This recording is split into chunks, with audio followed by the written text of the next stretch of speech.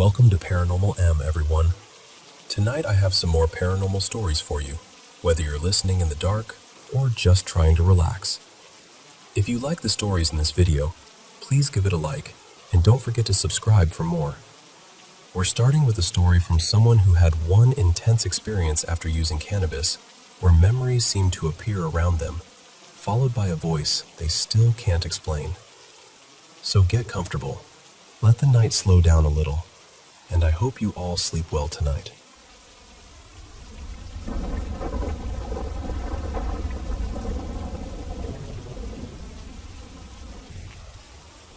I want to tell you about something that happened to me when I was younger, because even now, years later, I still don't really know what to make of it. There were chapters of my life when I used cannabis from time to time. I had always heard that different cultures all over the world had used it in spiritual rituals or as a way to reach some kind of awakening. I knew that in my head, but I never truly understood it. Not until one particular afternoon. I was in my early 20s then, maybe 24 or 25. I hadn't smoked in a couple of years, but for whatever reason, I decided to try it again.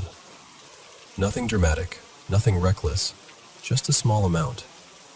At the time, I had this little workshop behind my house. It was quiet, a bit dusty, full of old tools and things I kept meaning to fix. I went out there alone, sat down, and smoked by myself. At first, everything felt normal. Then the air started to change. It was subtle in the beginning, almost like the light had softened. Then this golden shimmer spread across everything, like the whole room had been covered in a thin layer of liquid sunlight. It looked almost unreal, but not frightening. More like the world had slipped on a secret skin. And then I started seeing memories. Not just thinking about them, seeing them. People I had known, friends who had spent time with me in that workshop, moments I hadn't thought about in years, they began appearing around me. They were laughing, talking, moving silently, like scenes from an old home movie. One moment would dissolve, and another would take its place. Everything had that same warm, golden glow around it. I remember sitting there, watching these pieces of my life play out all around me, and for a little while I was just stunned. It felt beautiful, but it also started to become too much. So I told myself, okay, I need to go inside.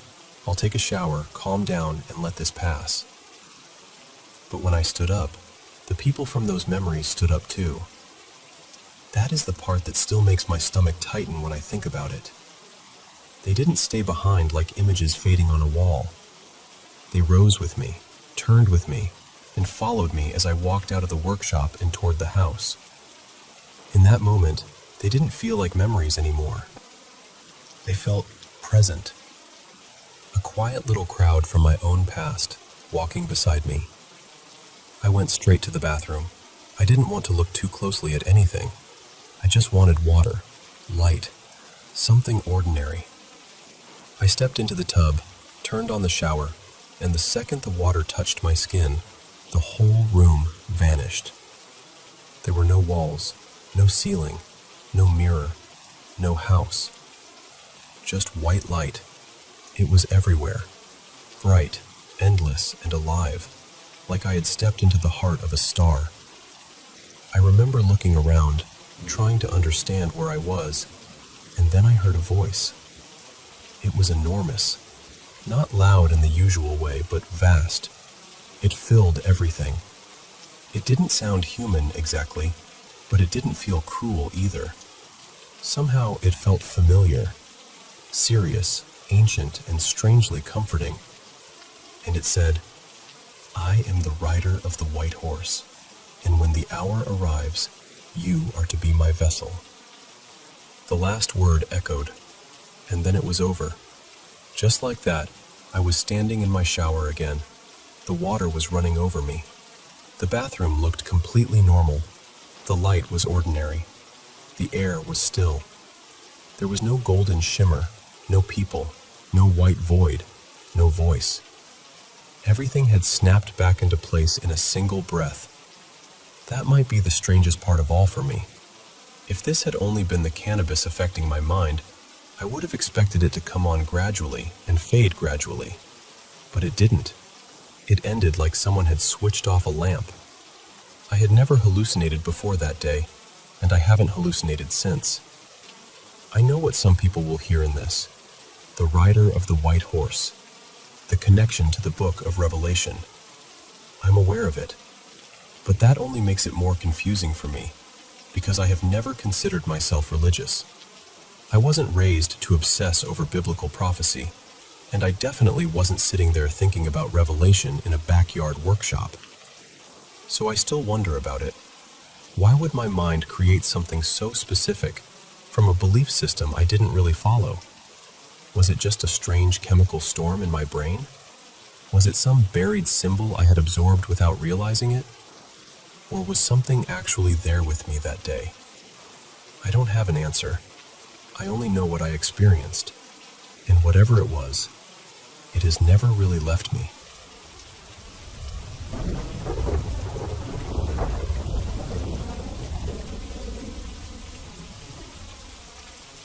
I never really believed in the paranormal.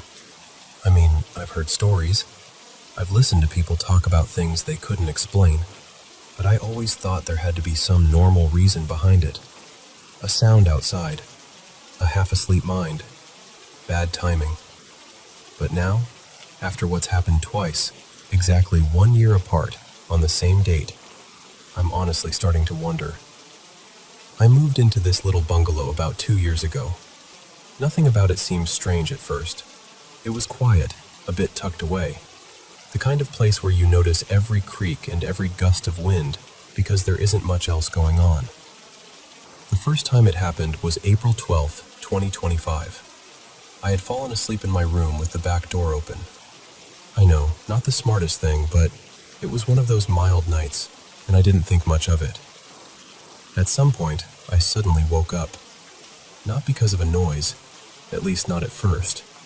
I just woke up with this horrible, tight feeling in my chest, like my body knew something was wrong before my brain did.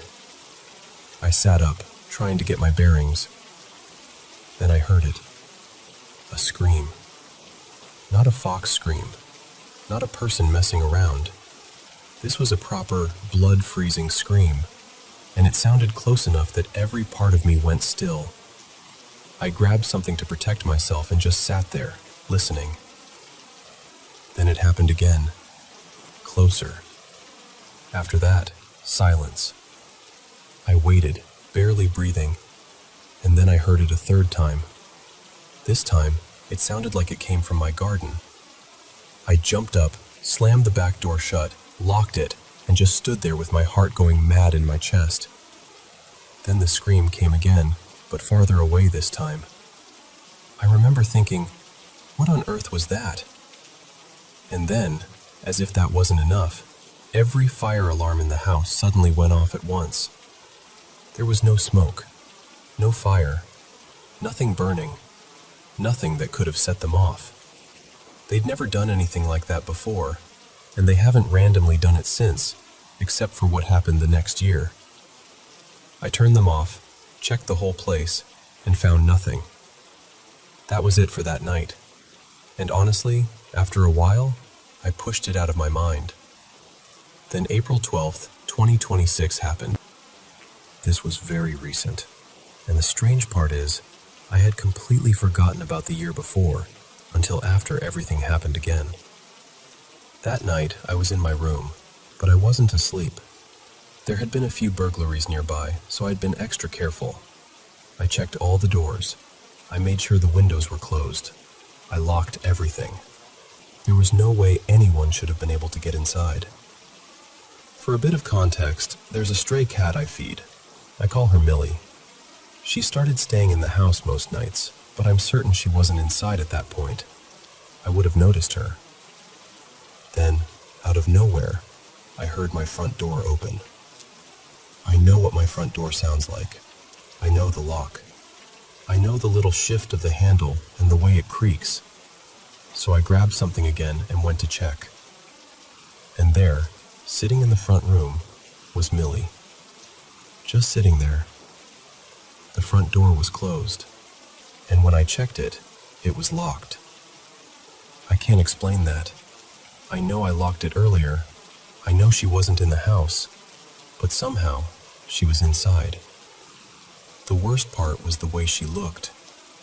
She was terrified, completely frozen, staring out the window like something was standing outside. She would not look away. I tried calling her, but she just kept staring. Then the fire alarm went off again, just like the year before. No smoke, no fire, nothing. I turned it off, checked the house, checked the doors again, and everything was locked. And that was the second encounter. I don't know what to make of it. I still don't want to jump straight to ghosts or anything like that. But two strange things happening on the exact same date, 1 year apart, in the same house, with the fire alarms going off both times? That feels harder to ignore. So if anyone knows more about this kind of thing, hauntings, spirits, dates repeating, whatever it might be, I genuinely appreciate hearing your thoughts. Because right now, I'm left wondering what on earth happens here every April 12th.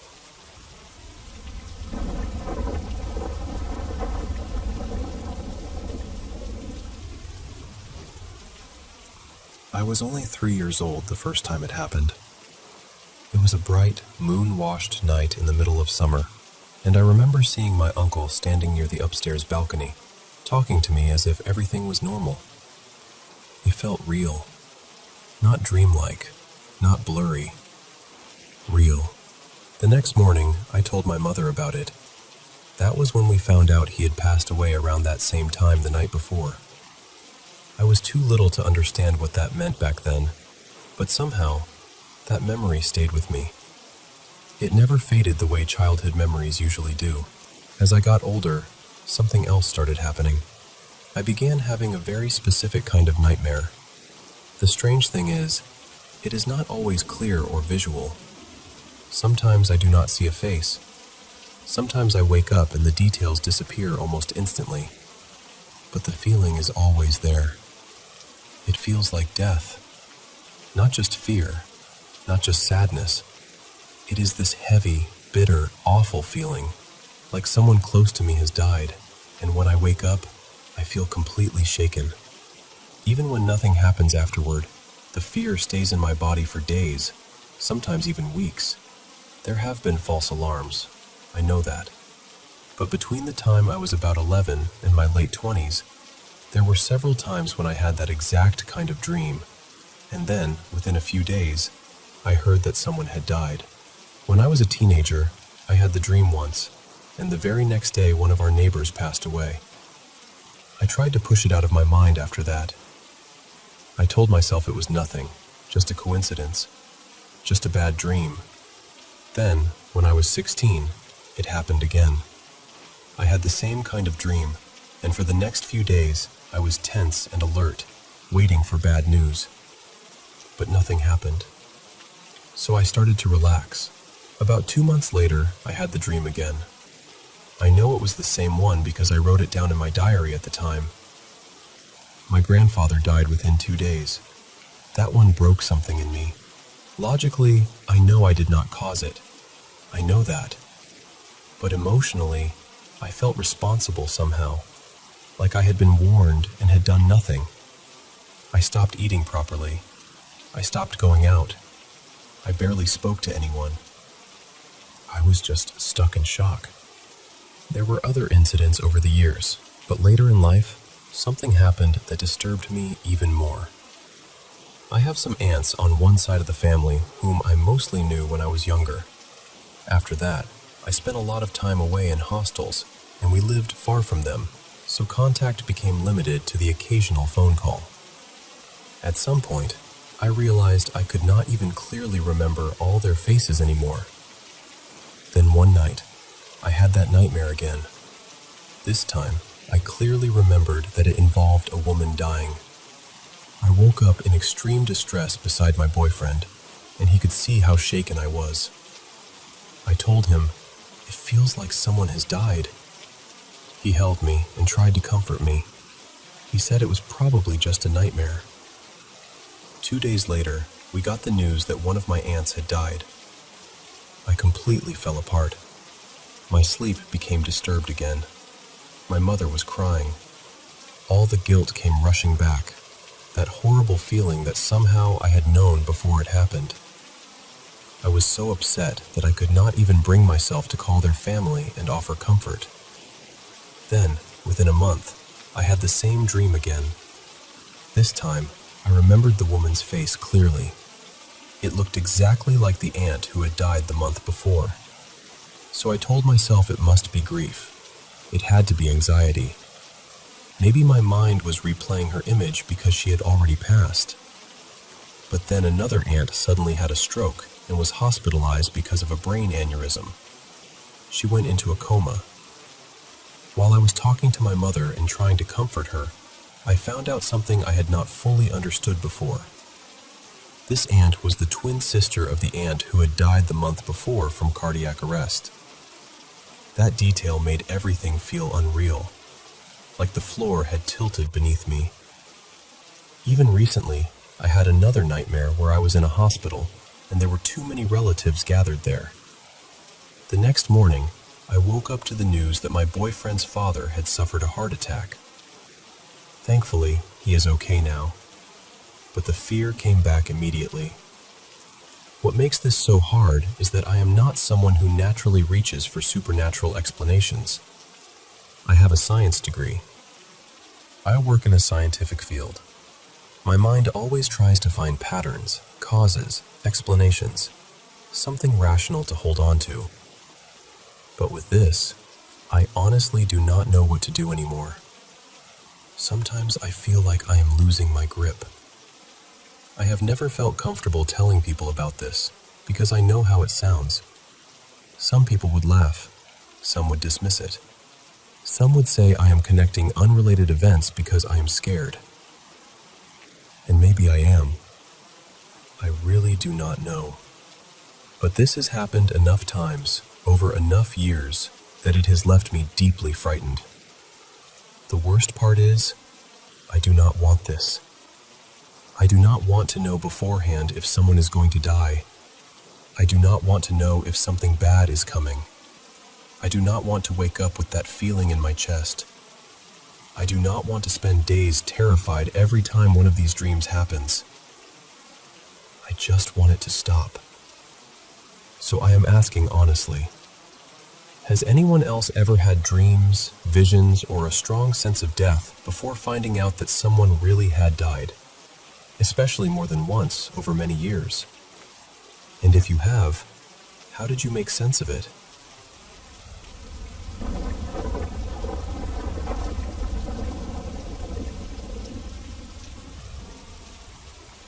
I want to tell you about something that happened when I was in college, because even now, when I think about it, I get this cold, crawling feeling.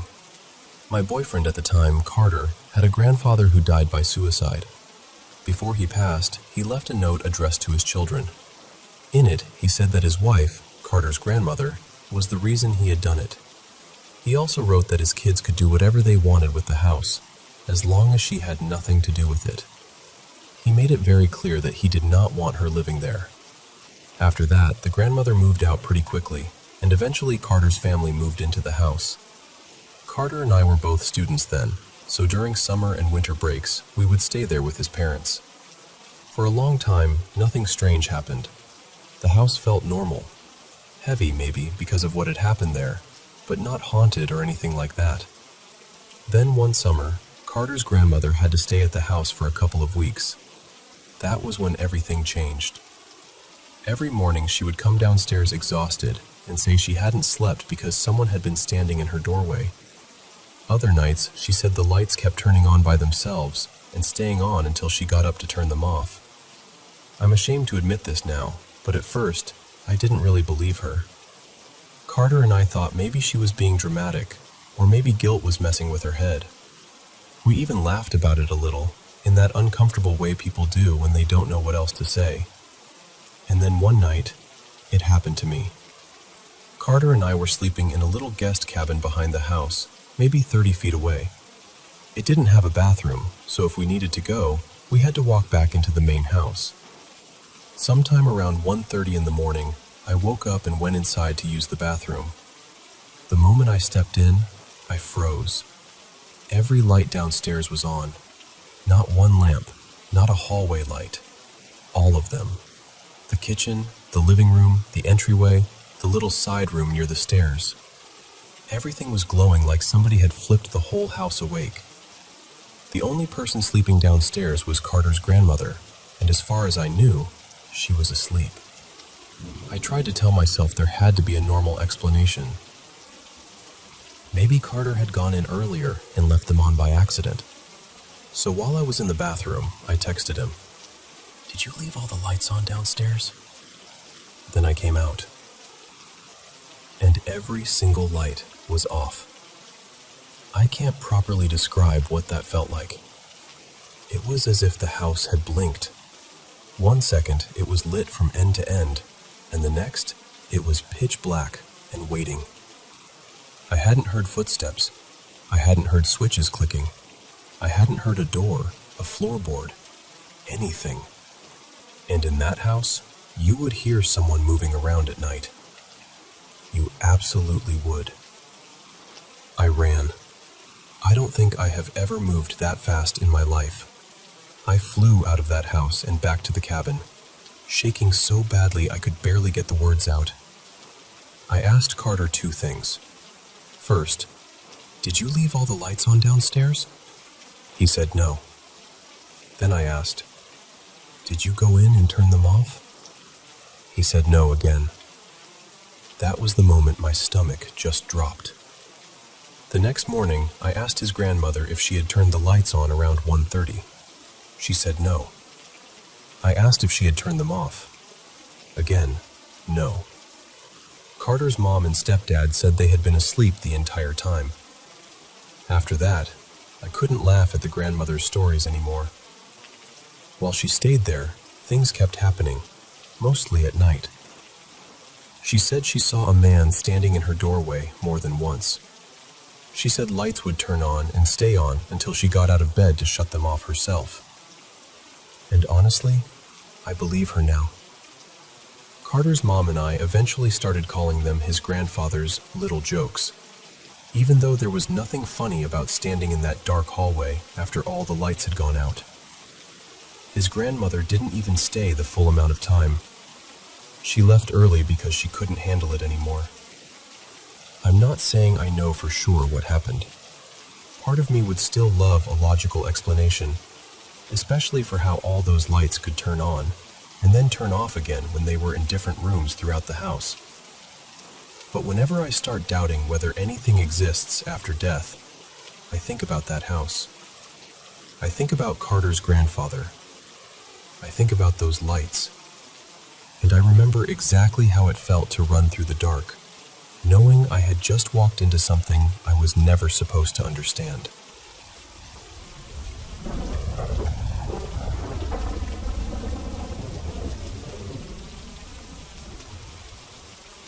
I'm 19 now, but this happened when I was a kid, maybe around 8 or 9.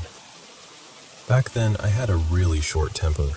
I mean, I could get angry so fast, and for years I never understood why.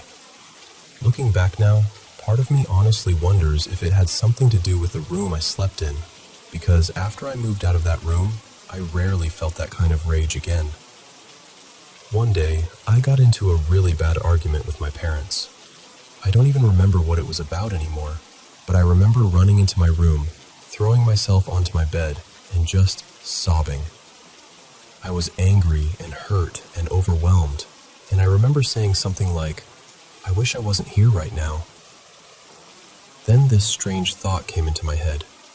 I don't know where it came from, but I said out loud that I'd give away part of my soul, only if I could still have control whenever I wanted it. I know that sounds ridiculous now. I was a child, and I'd already seen too much weird stuff online.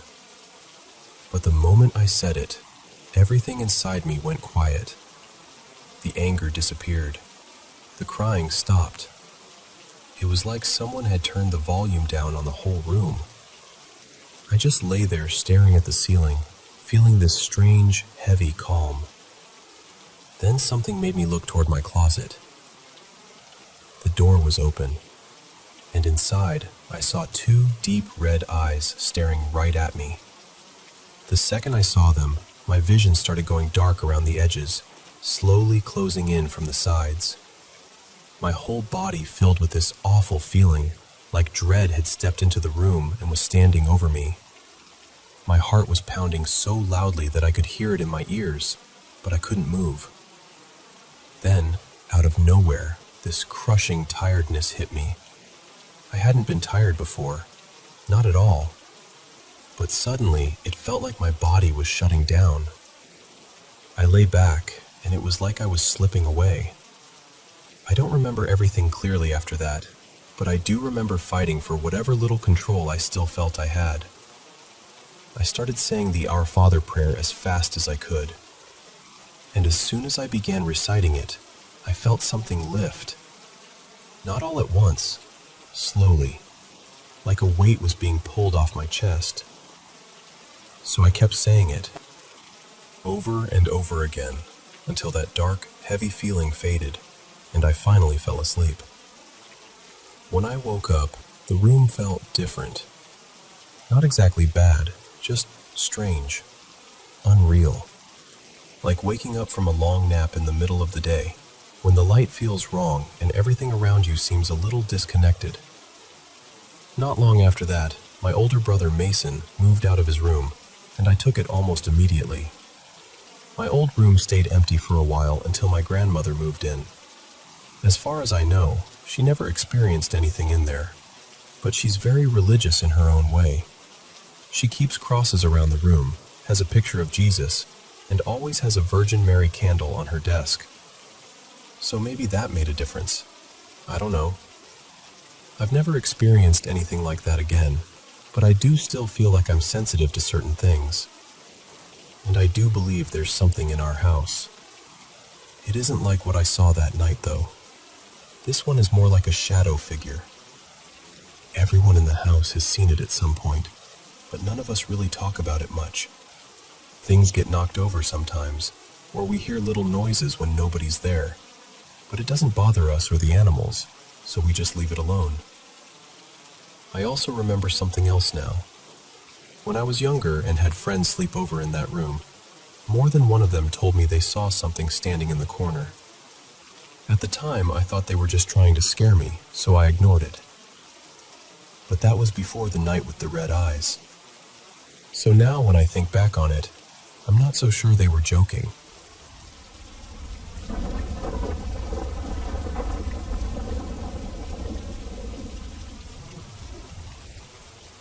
I don't usually talk about this, honestly.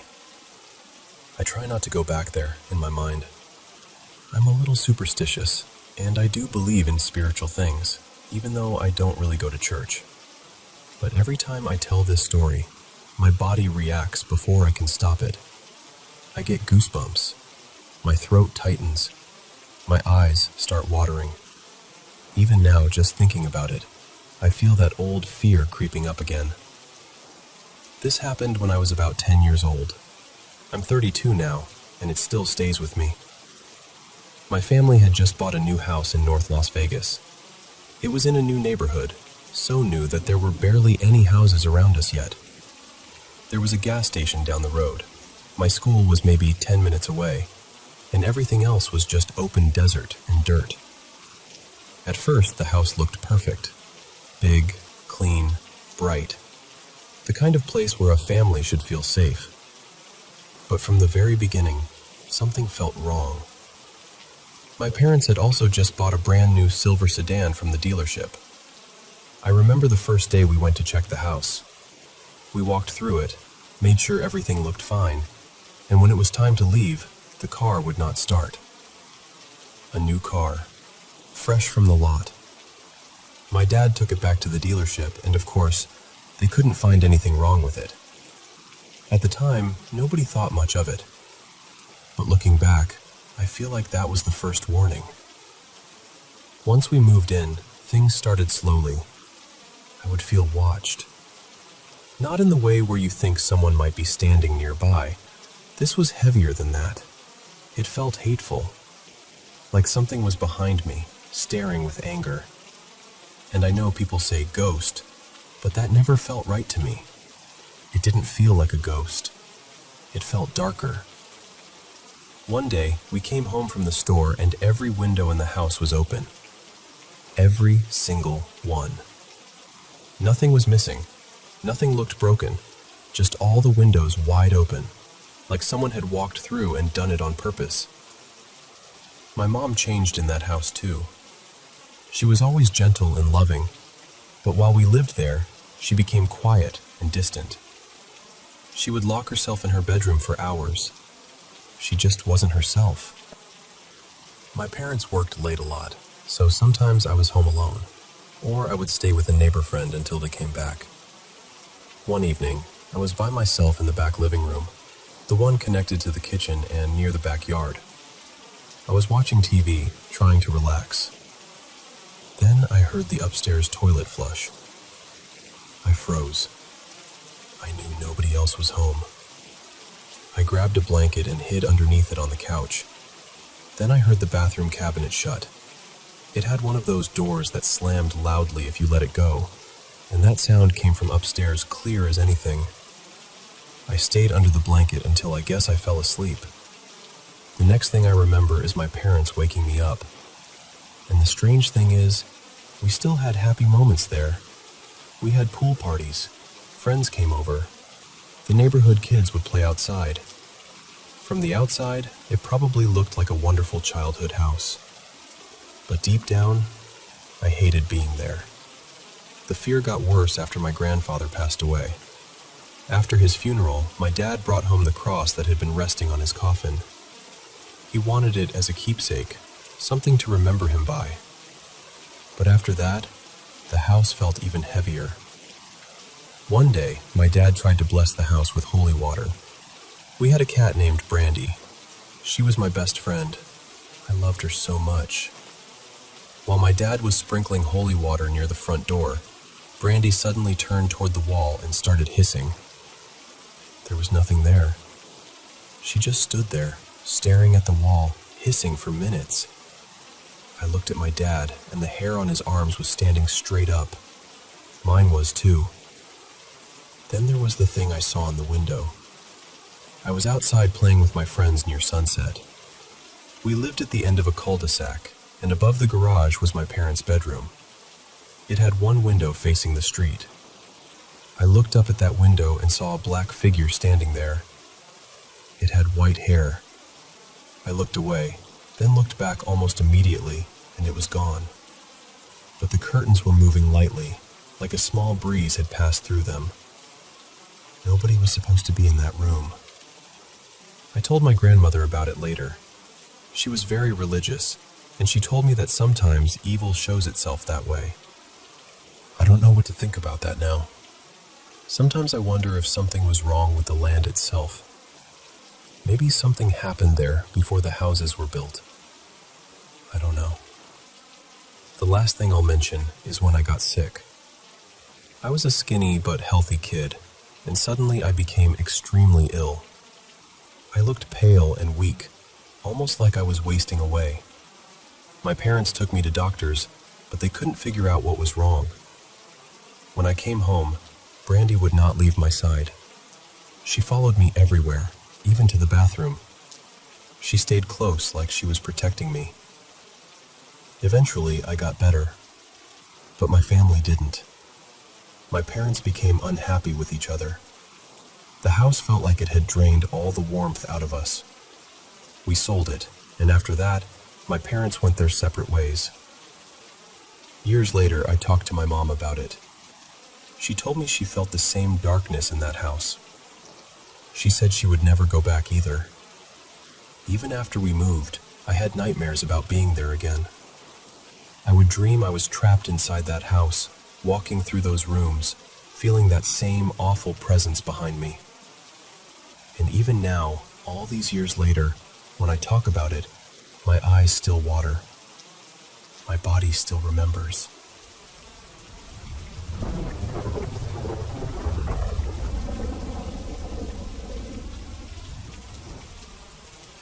Late one night, close to midnight, My friend Micah and I were driving through this heavily wooded mountain area.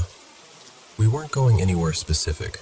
We were just wandering, looking for unfamiliar back roads, the kind that feel a little hidden from the rest of the world. Eventually, we found one that looked perfect. Thick trees pressing in on both sides, no painted center line, no houses nearby, just this narrow road climbing up into the dark. We'd been on it for maybe 10 or 15 minutes, and I remember clearly that we were going uphill because Micah kept shifting gears to keep the car from struggling. Then, out of nowhere, I started to feel strange. Not scared exactly, not at first, just uneasy, like the air inside the car had changed. I told Micah, and we both laughed because it sounded ridiculous. We made some joke about the road being cursed or haunted, just trying to shake it off. Then our headlights caught a bright yellow sign. It said, 1,000 feet, road ends. That made the feeling worse. I told him, a little more seriously this time, that something didn't feel right. He admitted he felt it too, but again, we tried to joke about it. Something like, well, whatever lives at the end of the road better not charge admission. Then we passed another sign. 500 feet, road ends. By then, I wasn't laughing anymore. I told Micah, as soon as we reach the end, turn around, immediately. And when we got there, everything in me wanted to leave. The road ended in gravel. There were wooden barriers across the end, and a sign that simply said, End of road. Beyond that were trees. Off to one side, there was this little cluster of buildings.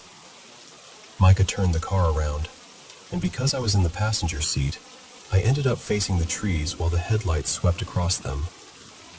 I don't know how to explain this in a way that sounds normal, because it didn't look normal.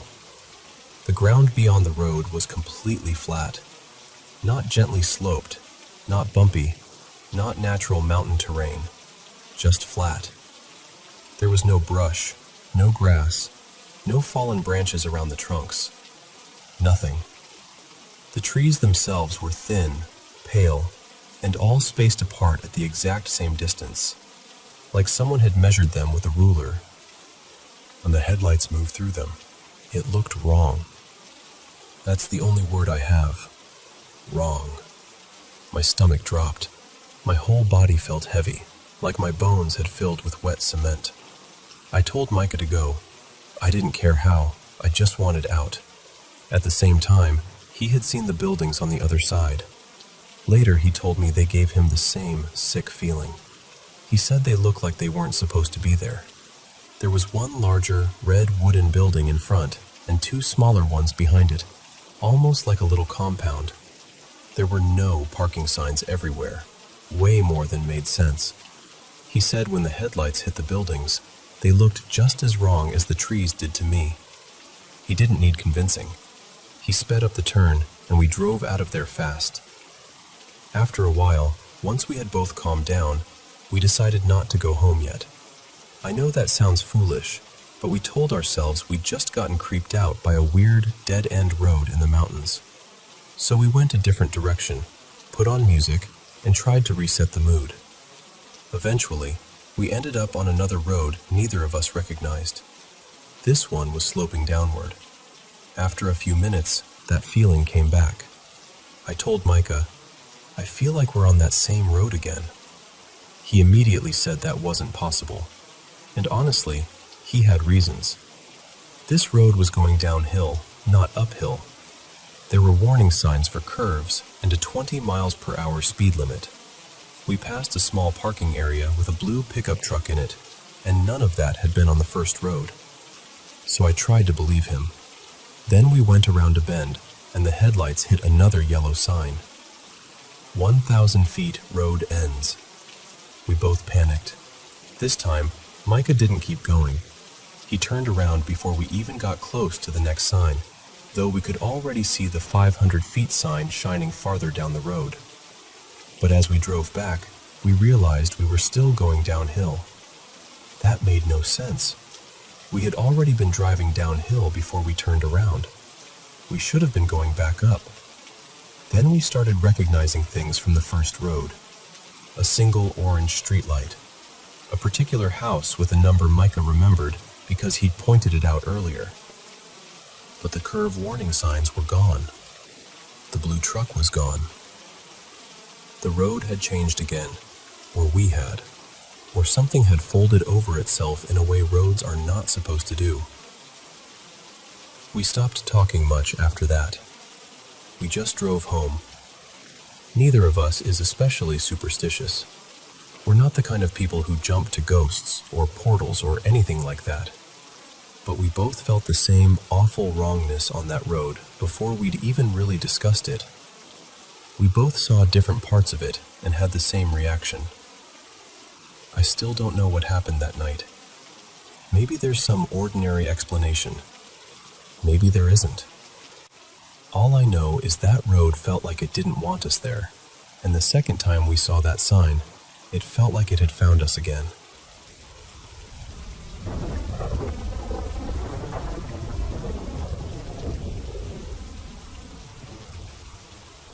I grew up in a small rural town in Mexico, in a little house where it was just my mom, my older sister Mariela, our dog Osito, and me. My dad was living in the United States at the time, working as hard as he could so he could send money back home and help us get by. We missed so much while he was away, but when my sister turned 15, he made sure she had a celebration no one in our town would forget. There was music, food, a huge cake, and what felt like the whole town gathered around us. It was one of those parties where even the air feels excited. And, of course, because it was her quinceañera, my sister received her last doll. In our tradition, that doll represents a girl leaving childhood behind and stepping into womanhood. My sister was so happy when she got it. I still remember exactly what it looked like. It was porcelain, with pale blonde curls, a soft peach dress, and a little matching straw hat. It was honestly beautiful. My sister and I shared a bedroom back then, and after the party was over, she brought the doll into our room and placed it beside her like it was something precious. I wanted so badly to touch it, but she wouldn't let me. Not even once. The next morning, she made her bed the way she always did, arranging her stuffed animals and dolls carefully. Then she placed the porcelain doll right in the center, like it was the queen of the whole room. For a few weeks, nothing strange happened. Every morning, my sister followed the same little routine. She made her bed, lined up her toys, and placed the doll in the middle. I watched from a distance, still wanting to touch it. Then one day, when my sister was out of the house, I decided I was finally going to do it. I walked over to the bed and touched the doll's face. Her porcelain skin was cold and smooth. I ran my fingers through her blonde curls and even adjusted her tiny hat. And then, the room got quiet.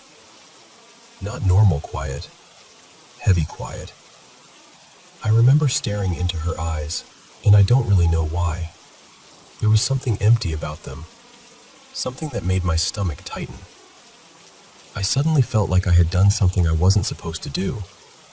So I put her back exactly where she had been and left the room. That night, I went to bed like always. I said goodnight to my sister, and she had already moved all her toys down beside the bed, the way she usually did. Sometime while I was sleeping, I started dreaming about the doll. In the dream, she was looking straight at me. Her eyes were hollow, not angry, not sad, just empty. And somehow that was worse. I wanted to scream, but I couldn't.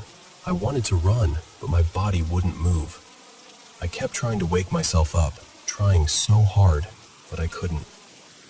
When I finally opened my eyes, I still couldn't move. I tried to scream, but nothing came out. My whole body was frozen. I could see the room around me, but I couldn't lift a finger. I don't know how long it lasted. It felt like forever. Then, suddenly, I could move again. And when I did, I looked down and saw the doll on the floor. She was facing me, just sitting there, staring. I ran out of that room so fast and went straight to my mom's bed. I stayed there the rest of the night. The next morning, I was terrified to go back into our room, but I did. When I walked in, my sister was arranging her toys again. Only this time, she didn't put the doll in the center of the bed. She picked it up, turned it around, and placed it somewhere else in the room. We didn't say anything to each other, but I knew. I knew she was scared too.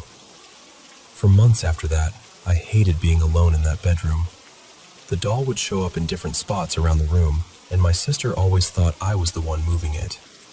I would cry and tell her I only touched her that one time, but I was still the one who got blamed. Once, I was outside on the swing, and I swear I saw the doll watching me from near the house. I jumped off and ran back inside, only to find her sitting perfectly on my sister's bed. After a while, we stopped talking about it. We never told my mom.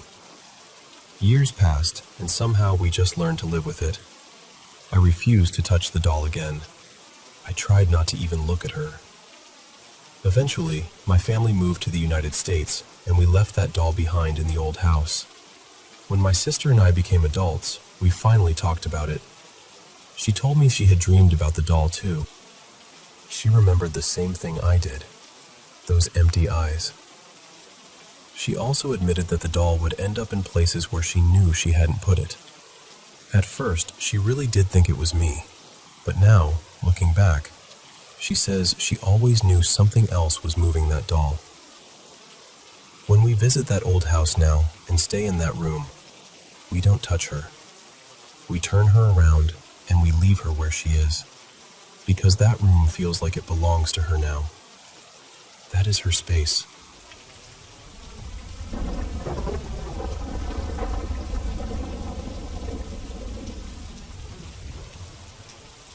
I'm a grown adult now, and I still don't really know what I believe when it comes to the paranormal. I wouldn't say I'm someone who has all the answers. Honestly, I don't even know what to think about some of the things that have happened to me. But I've had more than a few strange experiences throughout my life, and this was the first one I can remember. My earliest memories start when I was about 4 years old, and I think the reason they begin there is because that was the first time I ever saw someone who had passed away. I grew up in a small rural village in Mexico. It was the kind of place where maybe a few hundred people lived, and everyone knew everyone. Most days, I played in my great-grandparents' yard because I loved being around my great-grandfather, Don Rafael. To me, he was just Grandpa Rafa.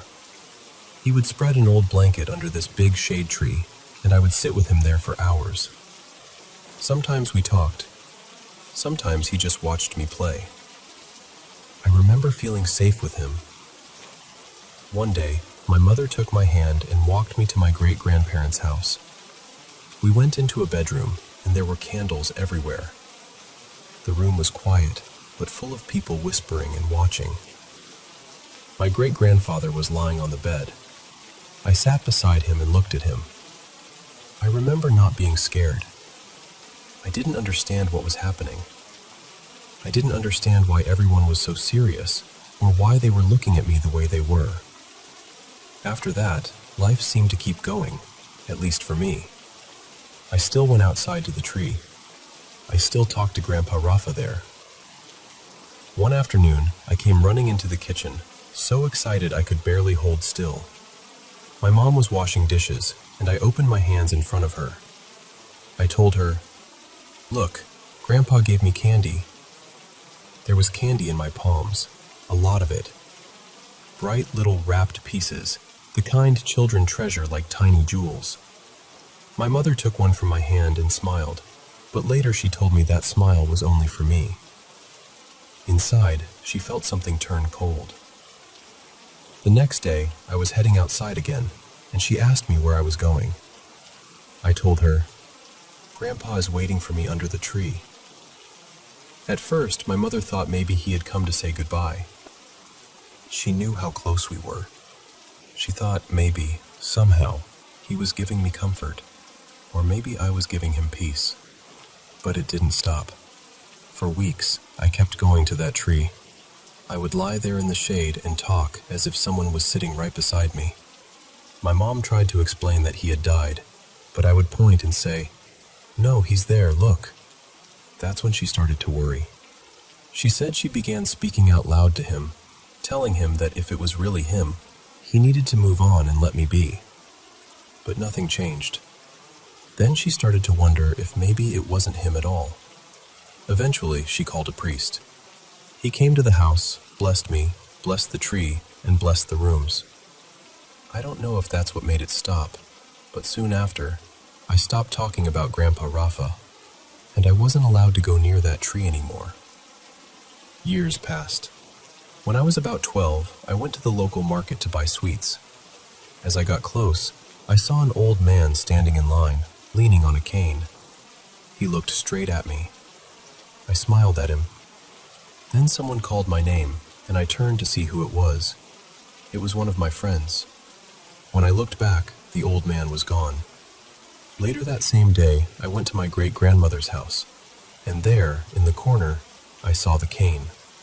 The same cane. I touched it, and I just knew. I don't know how to explain that feeling, but I knew it belonged to the old man I had seen at the market. As an adult, my mother finally told me more about what happened back then. She said that when my great-grandfather was dying, he would ask for me. They would bring me to him, and I would play near his bed.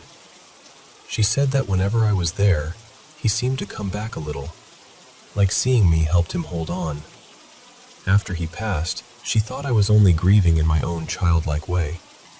She thought I missed him. But then came the candy. She said there had been no candy in the house. No one had given it to me. And when I said Grandpa gave it to me, she played along because she didn't want to frighten me.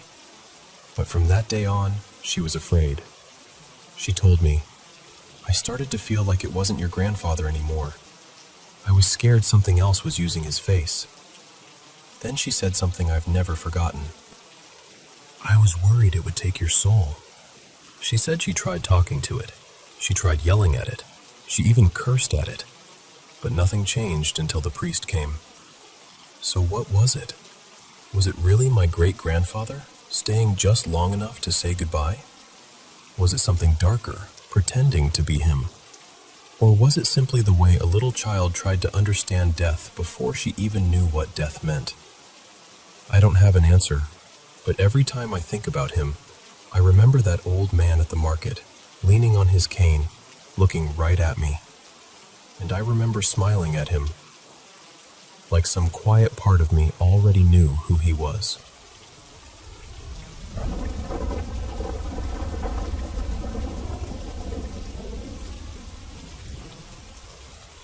I think I was about 6 when this happened, maybe a little younger, and it's one of those memories that has never really loosened its grip on me. It was at my grandparents' house. I stayed there pretty often back then, usually when my mom had to work late or leave early for something the next morning. That night started completely normal. Nothing felt strange. I went to bed, fell asleep, and that should have been the end of it. But sometime in the middle of the night, I woke up. I don't know why, but I suddenly felt like I needed to look out the window. My room was on the second floor, so I got up, went over, and looked outside. My grandparents lived next to an old 4-H camp, and there was a narrow lane that led up to the gate. Right there, under one of the streetlights, was a man. Or at least, I thought it was a man. He was tall and very thin, wearing an old-fashioned coat. Not exactly a trench coat, but something in that family. He also had this long, drooping stocking cap on, the kind that hangs down the back with a little ball at the end. I remember it had stripes, though I can't remember the colors anymore. He had a huge, overstuffed pack on his back, and he was doing something with his hands. I couldn't see what. It looked like he was fiddling with something invisible, or working on some tiny object I couldn't make out. And I just stood there staring. I don't know how long it lasted. Maybe 2 or 3 minutes. Long enough that it felt wrong. Long enough that I knew I wasn't just glancing at someone walking by. Then he stopped moving his hands. He looked straight ahead for a second, and then he snapped his head up and looked directly at me. I still remember the feeling that went through me. It was like my whole spine turned cold and electric at the same time. I tried to keep looking, but he was staring right into my eyes. From where I was, maybe 15 or 20 feet away and one floor up, his face looked extremely pale, and his eyes had this dull glow to them, almost like the way a cat's eyes reflect light in the dark. I got scared and yelled, "Grandpa, help!" I only turned my head away for a couple of seconds. When I looked back, he was gone. Not walking away, not running, just gone. The lane was open and lit by streetlights. There weren't trees or bushes nearby where someone could have ducked behind. I looked everywhere, but there was nothing. My grandpa came running in, and I told him what I'd seen. He looked out the window, then went outside to check around. When he came back, he said there wasn't anyone there. Just the lane, the camp gate, and the empty night. He could tell I was still shaken, so he let me sleep in his room. He made me a little bed out of blankets on the floor, beneath the skylight. I remember lying there, still wide awake, trying to calm down. Through the skylight, I could see part of the big maple tree outside. The wind was moving the branches a little. And then I saw him again. He was crouched on one of the branches, squatting there like he had always been there. I froze completely. I couldn't call out. I couldn't say, "There he is." I couldn't move. Because this was a different room, I couldn't see him as clearly this time. He looked more like a silhouette tucked into the tree. But the eyes were the same, that faint, unnatural glow. He just watched me. It felt like hours, though it was probably only a few minutes. Eventually, somehow, I managed to close my eyes. I must have fallen asleep like that. The next morning, I told my grandparents again about the man outside my bedroom window. They said it was probably someone walking around the camp, and that I just hadn't seen where he went. That did make me feel a little less crazy, because at least I knew I hadn't dreamed the first part. But I never told them about seeing him in the tree. I don't really know why. I think I just didn't want to talk about it. Saying it out loud would have made it too real. Over the years, that memory kept coming back, especially when people talked about strange events or paranormal encounters. I've tried looking into it, but I've never found anything that really matches. It wasn't a hat man thing. There was no fedora, no brimmed hat, nothing like that. It didn't feel evil exactly, just strange. Ancient, maybe, out of place. His eyes weren't red, and I was too young to have any understanding of drugs or hallucinations or anything like that.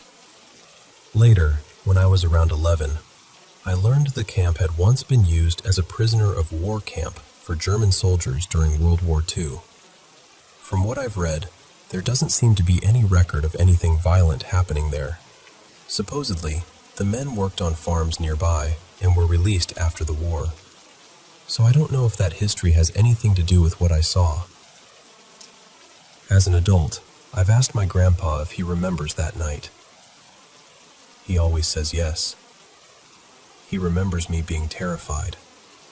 He remembers going outside to look, and he remembers not finding a single thing. So that's the story. I've never been able to explain it, and I've never met anyone who saw something quite like it. But if anyone has had a similar experience, or has any idea what it might have been, I'd really like to hear about it.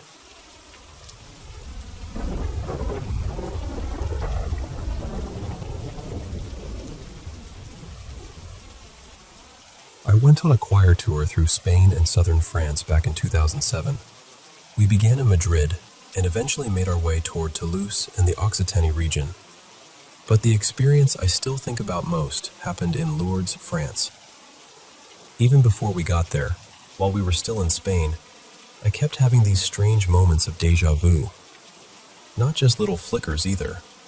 They felt more like memories brushing up against me from somewhere I couldn't quite name.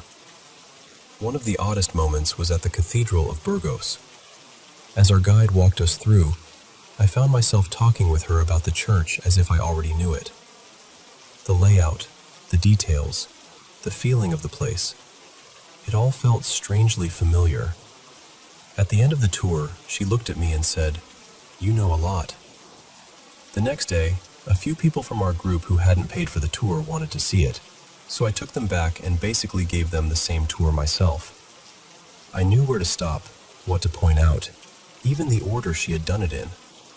It felt effortless, which made it even more unsettling.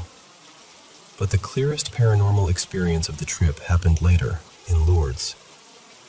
Lourdes is a small town in southwest France, best known for Saint Bernadette, a teenage shepherd girl who said she saw visions of the Virgin Mary in 1858. On our first day there, our guide mentioned that long before it became a Christian pilgrimage site, Lourdes had been a Roman outpost, and there had once been a temple connected to a water goddess.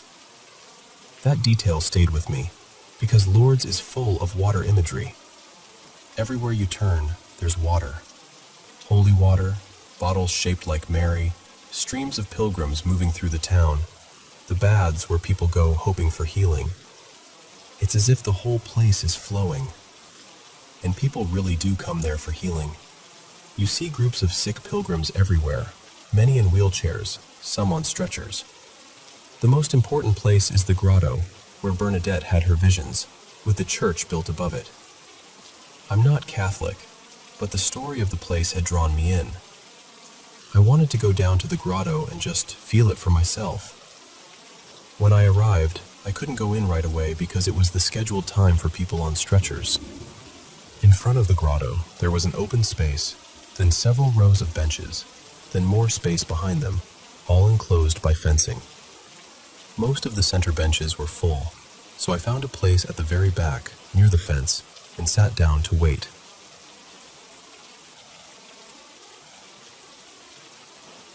The moment I sat, I felt this buzzing. At first it was subtle, but then it grew stronger and stronger until it felt like it was moving through my whole body. The pressure became so intense that my head was pushed downward toward my knees. From the outside, I probably looked like I was praying or genuflecting, but I wasn't doing it on purpose.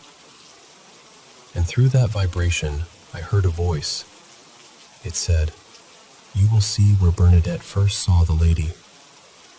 I didn't know what to do with that. I'm usually skeptical of things like that, even when they happen to me. So I just held the thought gently and waited. A little while later, the stretchers were moved out of the area, and people began lining up from the center benches to enter the grotto. I moved forward and sat on one of those benches, starting at the left side. As more people came in, I slid along to make room until I ended up at the far right end. Sitting there, I thought maybe I should offer some kind of prayer, or at least something respectful. Since I was on a choir tour, I began silently singing the choral Ave Maria we had been performing. And as I did, the buzzing became overwhelming. Then I started to cry. Not loudly, just silently, with tears coming and coming. The people on the bench around me seemed to understand somehow.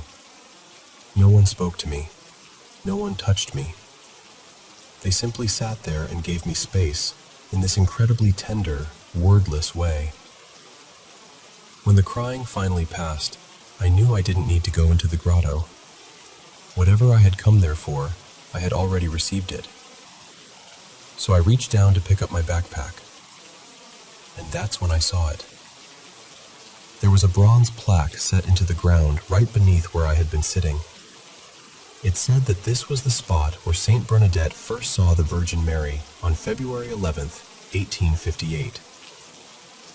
I had been sitting on that exact place the entire time.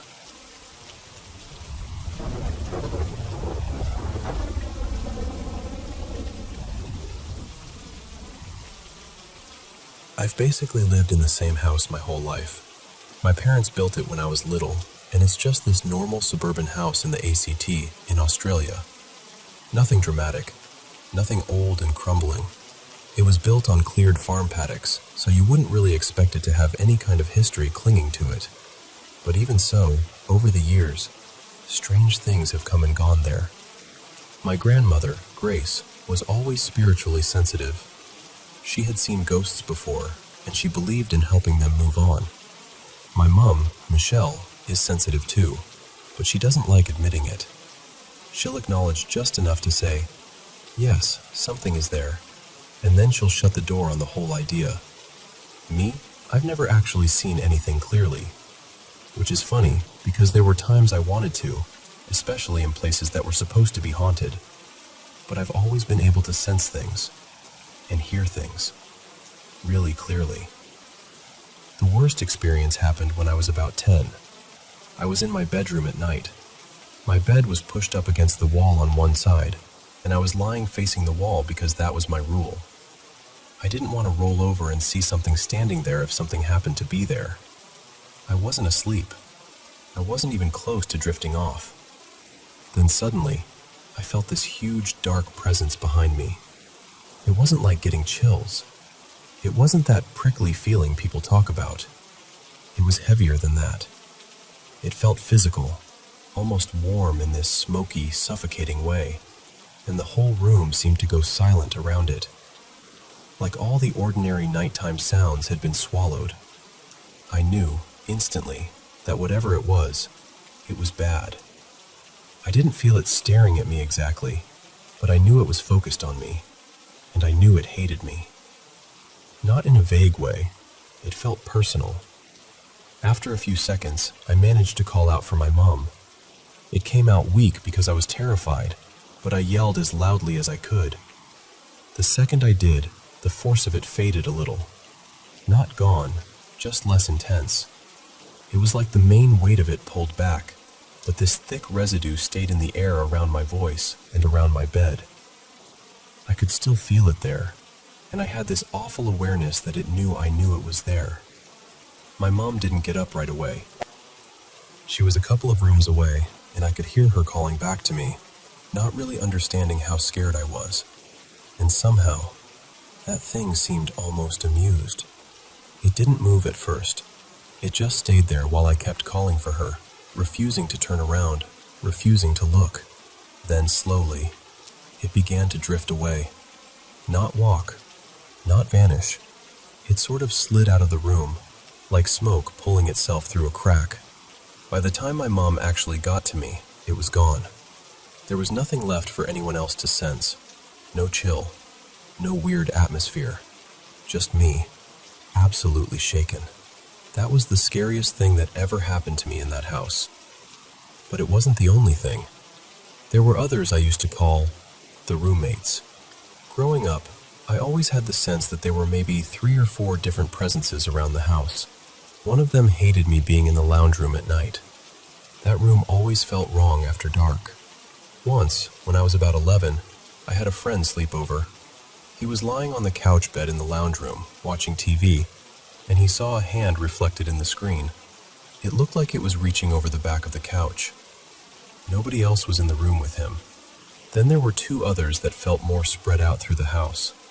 They weren't as aggressive. They were just there. I'd hear footsteps at night, heavy enough to make the carpet shift and crinkle. I'd get that feeling of something moving around outside my bedroom door. It made me avoid leaving my room at night, and when I did have to go out, I'd rush. My mom always brushed it off. But later, after my parents moved out and I started renting the house from them, the roommates became more noticeable. They'd bang on walls, or they'd send out these strange little pulses in the atmosphere, just enough to grab my attention. And weirdly, it was usually helpful. Like if I'd left a stove knob turned on, I'd hear a sudden knock from a part of the house that never made noise. If I had a window open and was about to leave, something would pull my attention toward it. It was never in places with wiring or pipes or anything that could easily explain it. Eventually, I started joking out loud that their rent was keeping me from burning the house down or getting kicked out. I'd tell them, "You know, if I lose this place, you're homeless too." I never felt like they were good, exactly, but they didn't feel evil either. Then, at one point, the energy in the house started changing. There were more negative things around, things that made me feel afraid before I even opened a door. I'd stand in the hallway and just know something was on the other side. Certain rooms felt like something was waiting in them. Not just present, but hunting. That was different. When I told my mom, she said I should sage the house. So I did. I went through the whole place and saged every room. And after that, the roommates were gone. All of them. Even the nasty one in the lounge room.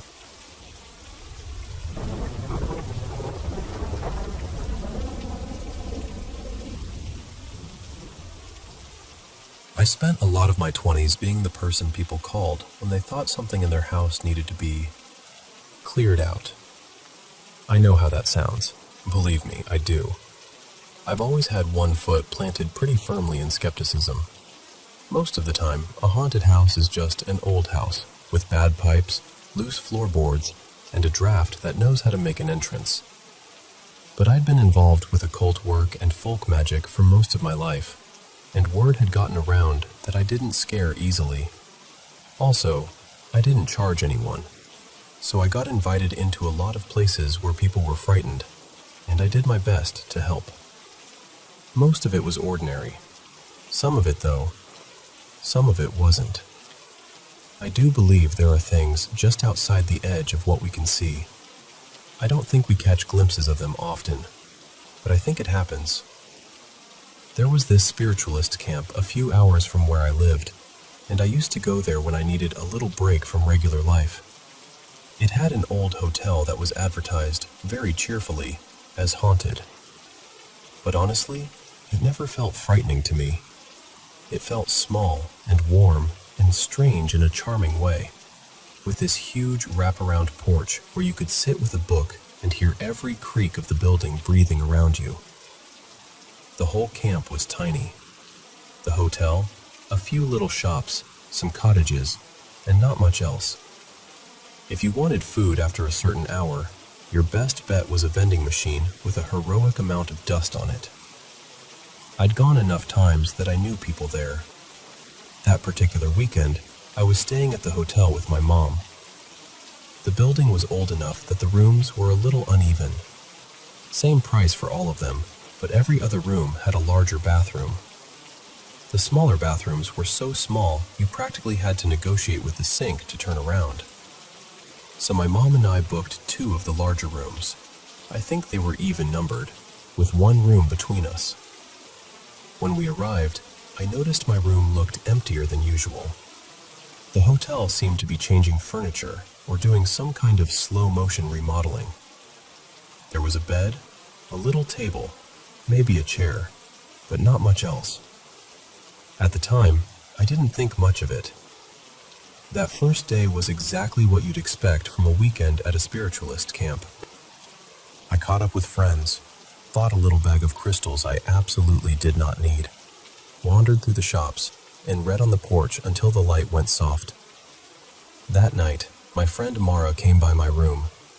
The rooms had 2 doors, one that opened into the hotel hallway, and one that opened out onto the porch. She knocked on the porch door, and somehow we ended up upstairs in an area where there weren't any guest rooms. I was wearing this long white nightgown, and the hotel had all this antique, slightly eerie decor, so Mara wanted to take some pictures. Nothing serious, just dramatic little ghost girl photos for fun. There was an old fainting couch up there, so I lay down on it while she took a few pictures. Then we laughed about it, went back downstairs, and each went off to bed. The next morning, I woke up and started getting ready. While I was brushing my hair, I noticed the upper left side of my head was sore. Really sore. Tender in that deep, bruised way, like I'd been knocked there. But I hadn't hit my head. There wasn't a headboard. There wasn't anything above me or beside me that made sense. I hadn't fallen. I hadn't woken up in pain during the night. I was confused, but it didn't seem serious, so I let it go. The second day was more of the same. I tried to get lunch at the little hotel restaurant, but it was closed. I bought a singing bowl from one of the shops. I visited another friend. I spent more time on the porch. That night, I went to bed without modeling dramatically on any antique furniture. Then the next morning, I woke up with a red, swollen welt on the left side of my forehead, right at the hairline. Same side. It was tender to touch, and later it bruised. That's when I stopped being casual about it. I spent hours in that room trying to figure out how I could have done it to myself. I looked at the furniture. There wasn't much of it. I considered sleepwalking, even though I've never done that in my life. But even if I had, what would I have walked into? The doors were locked.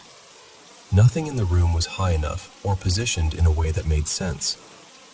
I sleep on my right side too, so the left side of my forehead, the side that had been hit twice, would have been exposed while I was asleep. I must have looked absolutely ridiculous.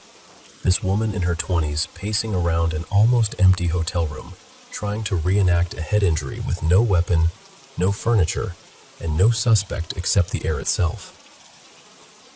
I came up with nothing. Before we checked out, I told the woman at the front desk what had happened. The front desk was inside the gift shop, surrounded by crystals, tarot decks, fairy statues, incense, and all the usual beautiful little witchy clutter.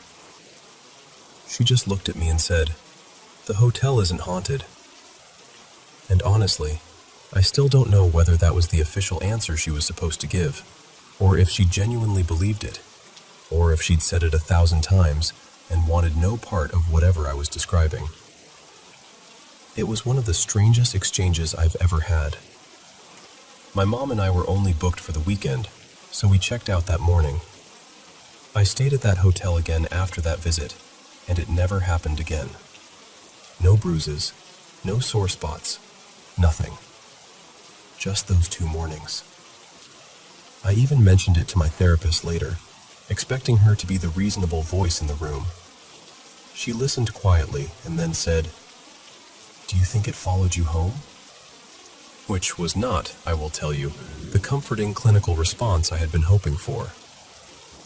I think the reason that weekend has stayed with me so strongly is because, in all the strange situations I've been in, I had never been physically touched in a way that left a mark. I'd heard things. I'd felt things. I'd seen things out of the corner of my eye that made the room feel suddenly too small. But this was different. This was contact. And I don't know what caused it. I still don't. But it changed the way I think about the unseen. Seeing something move in the dark is frightening, yes. Hearing footsteps when no one is there is frightening. But being asleep, completely vulnerable, and waking up marked by something you can't explain? That message landed very clearly. Whatever it was, it wanted me to know it could reach me.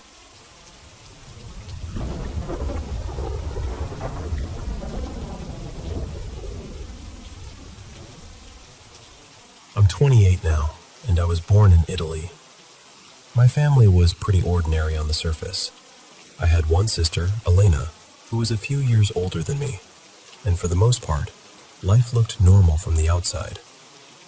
But inside the house, it wasn't always peaceful. My parents argued a lot. It never became physical, thankfully, but there was plenty of shouting, insults, and tension hanging in the air. So my sister and I both learned early on that being outside was easier than being home. That's important, because it explains why I spent so much time at my cousin's place when I was younger. And it's also worth saying that my sister and I were completely different when it came to anything paranormal. She loved that stuff. She wanted something strange to happen to her. She wanted a story. Me? Absolutely not. Give me true crime, serial killers, dangerous people, whatever. I can handle that. But ghosts, spirits, things you can't explain? No, thank you. Which is funny because for some reason, those things kept happening to me. Never to her. The first place where it really started was my cousin Marco's house. I spent a lot of time there from around 12 or 13 until I was about 18.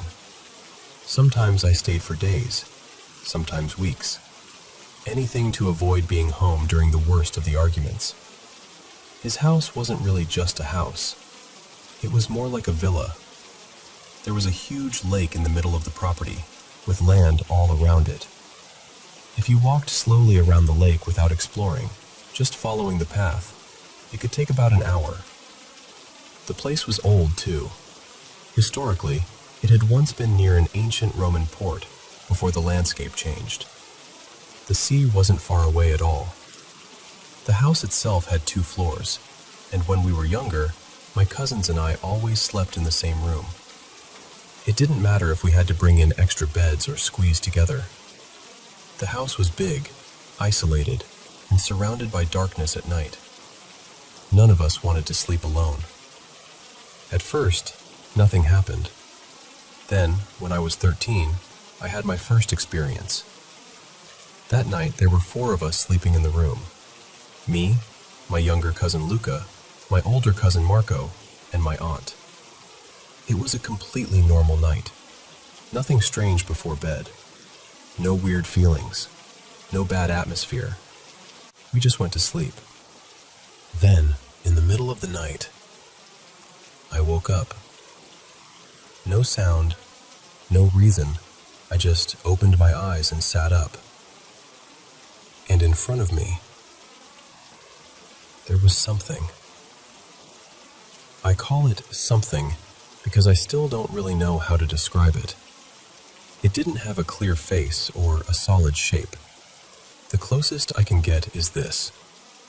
Imagine someone standing there with a white sheet or blanket draped over them, so you can only see the outline underneath. And somehow, I knew it was female. I couldn't see a face. I couldn't see details, but the shape felt feminine, and I just knew. The strange part is that I didn't panic. Normally, I'm a very rational person, maybe too rational. So instead of screaming or waking everyone up, I just sat there and tried to explain it away.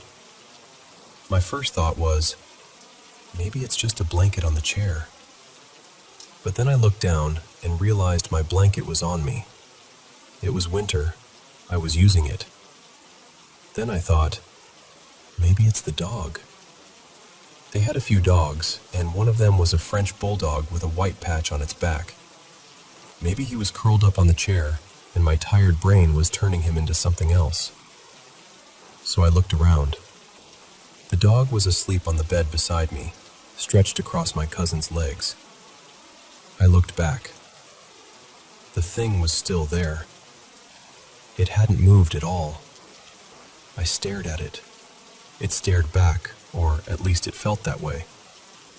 And then, because apparently my teenage brain had no survival instinct, I just shrugged, lay back down, and went to sleep. The next morning, when I fully realized what had happened, I almost freaked out. I kept asking myself why I reacted like that. Why didn't I wake anyone? Why didn't I leave the room? But in that exact moment, I hadn't felt threatened. I hadn't felt fear. It felt peaceful, almost unimportant. And that might be the strangest part of all. I know what time it was, too. There was a TV in front of the bed with a small decoder underneath it that always showed the time. It was 3 a.m. The second experience happened about a year later, when I was 14. Again, it was at my cousin's villa. This time, it was late afternoon in winter, around the end of January. I was with Marco, my aunt, and my uncle, and we were walking around the lake. It was about 5 p.m., so there was still light outside. Everything felt normal. My cousin and I were walking a little ahead of the adults, just a few meters, close enough that all 4 of us could still talk without raising our voices.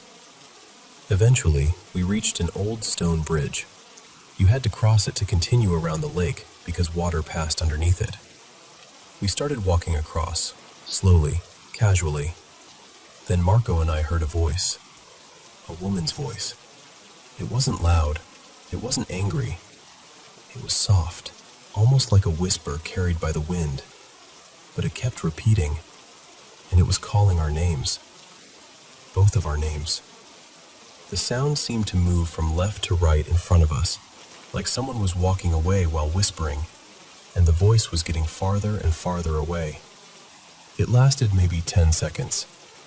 Of course, the first thing we did was look back at the adults. We thought they were messing with us. But while we could still hear the voice, they were behind us having their own conversation, completely normal. So Marco and I turned back around, moved closer together, and kept walking. Neither of us said anything. What could we say? By the time we reached the end of the bridge, the voice had faded. Maybe 5 seconds later, my aunt called out from behind us. She asked why we hadn't stopped the old man in front of us. But there had been no old man. She said an elderly man had walked right in front of us, crossing from left to right.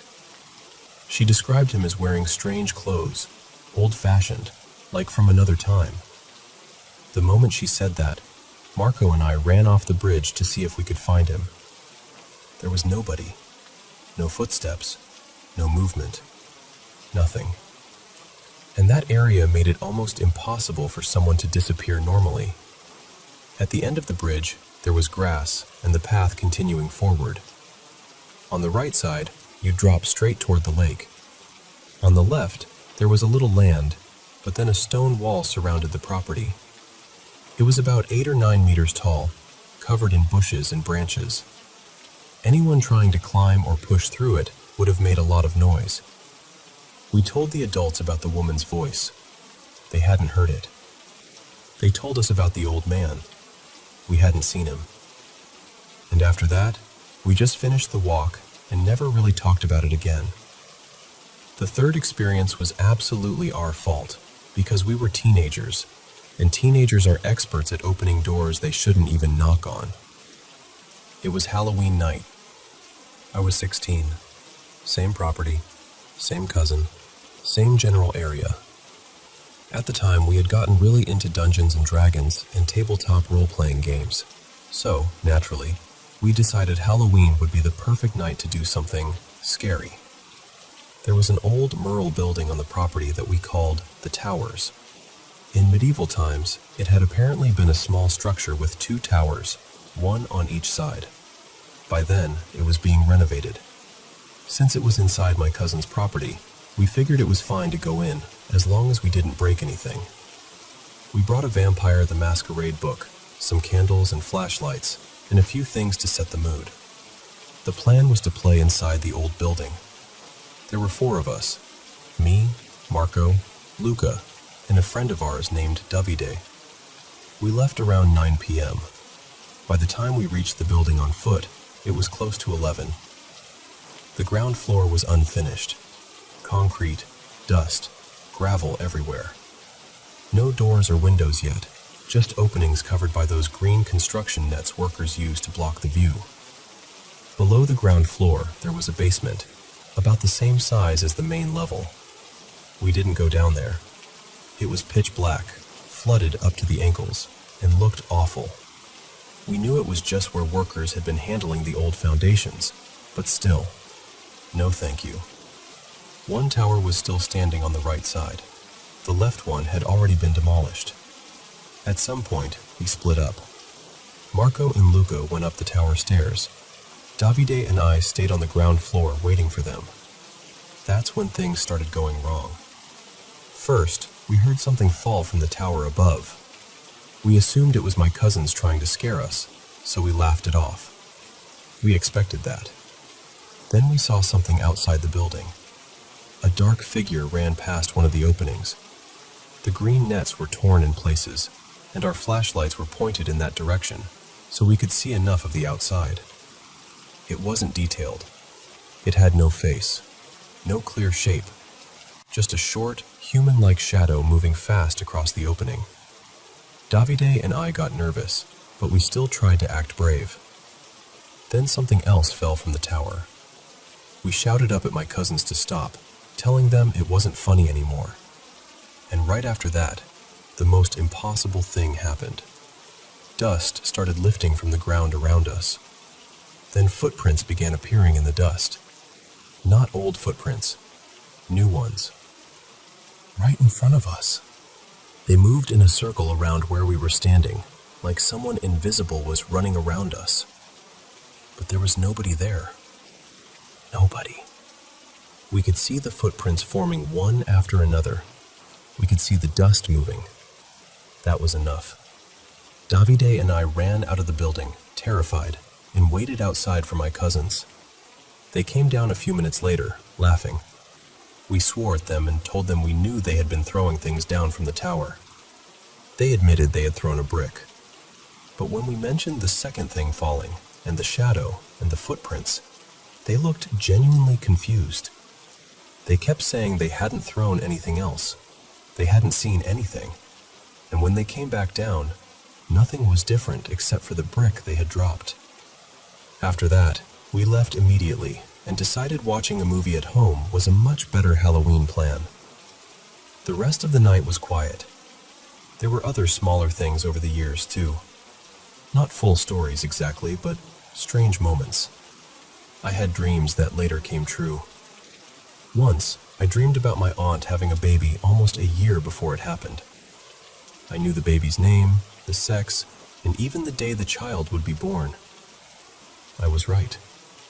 Another time, the same thing happened with another aunt, more than a year in advance. Again, I dreamed the name, the sex, and the birth date. I was right that time too. Then there was one night at my parents' house when I suddenly woke up at 3 a.m. with this horrible feeling in my chest. My first thought was, I need to call my cousins. There was no reason for it. No dream I remembered. No message. Just that awful feeling and the sudden need to call them. But I talked myself out of it. Because who calls people at 3 in the morning because of a gut feeling? The next morning, my mother rushed into my room and told me something had happened. Lightning had struck my cousin's kitchen, started a fire, and almost hit the gas canister. It happened around 3:30 a.m. Thankfully, Luca had woken up to go to the bathroom, saw the fire, and woke everyone before it became worse. Nothing terrible happened, but I still think about it.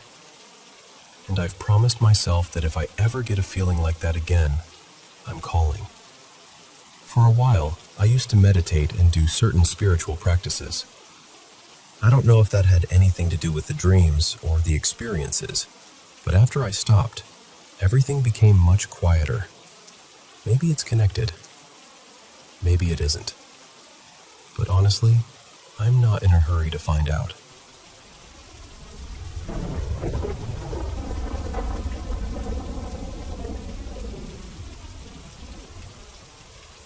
I want to tell you about something that happened to me recently, and even now, I still don't know what to make of it.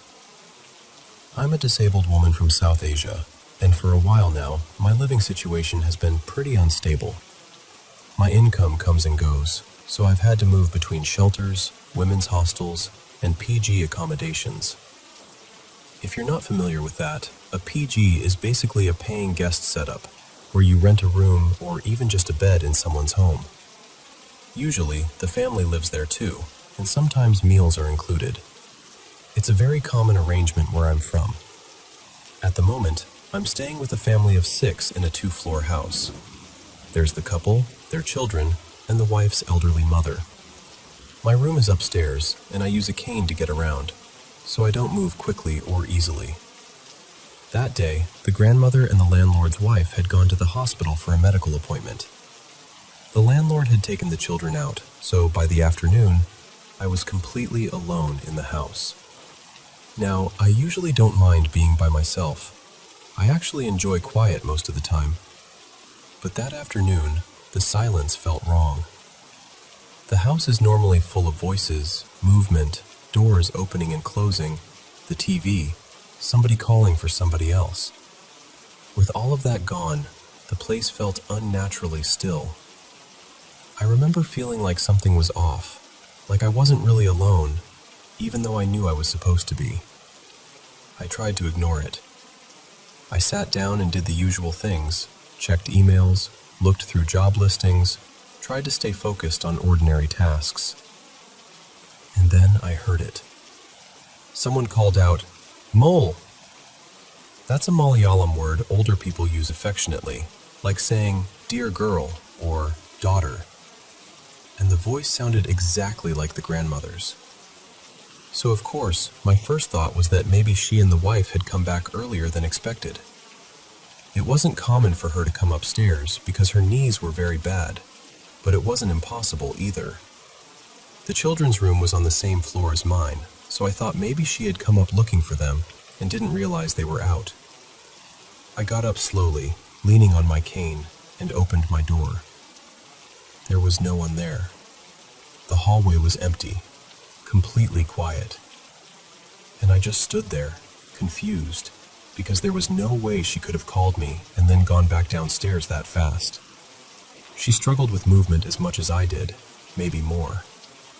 I told myself maybe I'd imagined it. Maybe my mind was reacting to the strange silence.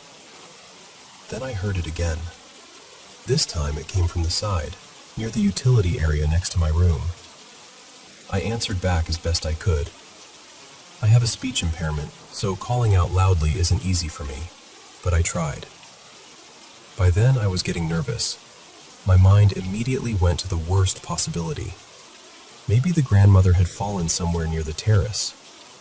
Without really thinking, I stepped out and pulled my room door shut behind me.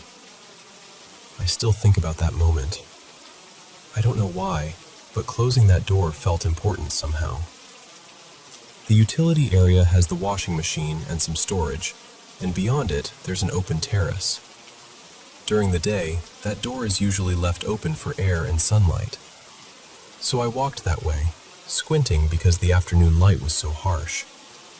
And again, there was no one.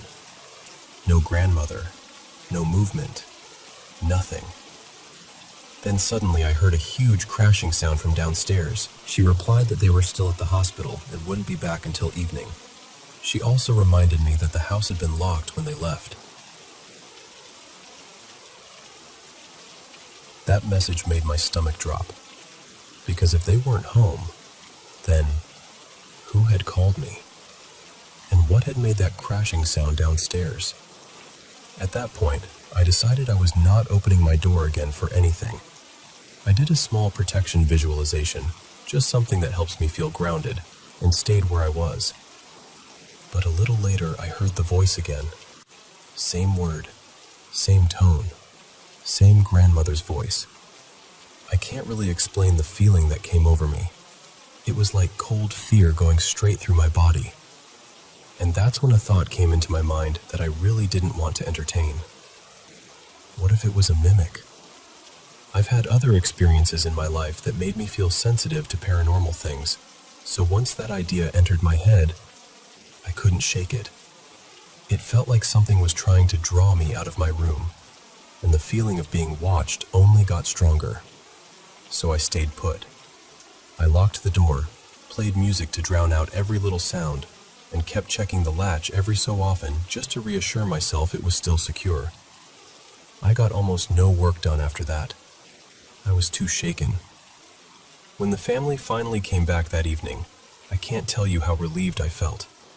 The house sounded normal again. Voices, footsteps, doors, all the everyday noise came back, and with it, that awful feeling started to lift. Later on, I found out that an old wall clock had somehow come loose and fallen downstairs.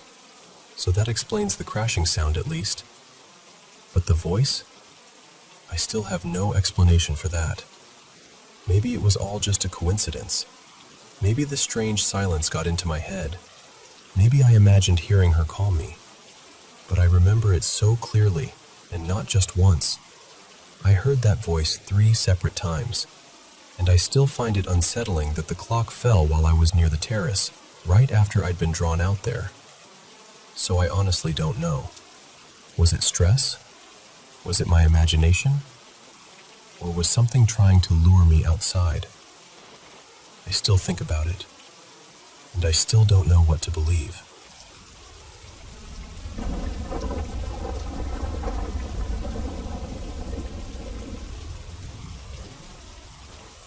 So, this happened a few years ago, when I was living in an old Victorian terraced house for a couple of years with my children. It was one of those places with a really strange layout because it was built into the side of a hill. You'd come in from the street through the front door, and on that level were the 2 bedrooms my boys used. Then upstairs from there was my room and my youngest daughter Ava's room. She was only about 3 then. And below the street level, down another set of stairs, was the kitchen and living area, with a little sunroom at the back that opened into the garden. From the very beginning, that house just felt off. That's the only way I can explain it. It never felt cozy or settled. It had this heaviness to it, like the air was thick somehow, especially at night. Around that time, I was living there mostly on my own with the kids after separating from my ex-husband, so I kept trying to tell myself I was just stressed and overtired. At first, it was little things. I'd hear what sounded like faint whispering and then complete silence. Sometimes I'd walk into a room and catch the quickest glimpse of something in the corner of my eye, and when I turned, there'd be nothing there. And more than anything, I always had this horrible feeling that I was being watched. I tried not to let myself focus on it because I didn't want to frighten myself. I was there alone with the children most of the time, and I needed to keep it together. But then something happened that I still can't explain, even now. My oldest son, Mason, was about 8 or 9 at the time, and he'd become obsessed with the idea of starting his own YouTube channel. He was always filming little videos in his room, just silly clips, and I'd check them before he uploaded anything. His bedroom was at the front of the house. His bed was pushed up against the wall under the window, and we always kept the curtains shut because the house sat close enough to the street that it felt exposed. They were thick, dark curtains that met in the middle. One day I was watching back one of his videos, and there was this tiny moment where the camera slowed just enough for me to catch something near the curtains. At first I thought my eyes were playing tricks on me, so I rewound it and watched it again. Then I started going through it frame by frame. And honestly, I still get chills thinking about it. What I saw looked like an arm. Not just a shadow, not the curtain shifting. An actual arm and hand seemed to come out from the narrow gap where the curtains met, reaching toward the pillow end of my son's bed. I remember just staring at the screen, thinking, no, that can't be right. But the more I replayed it, the more certain I felt about what I was seeing. The window itself was raised above street level, so it wouldn't have made sense for someone outside to cast that kind of shape across the curtains anyway. At the time, I took screenshots and sent them straight to my sister along with the video. I didn't say much because I didn't want to influence what she saw, but almost immediately she said she could see it too. That was the moment everything changed for me in that house. Up until then, I'd been trying to rationalize all the strange feelings and little incidents. But seeing that on video and having someone else confirm it made me feel, for the first time, like there really was something wrong there. And to be honest, that was more than enough.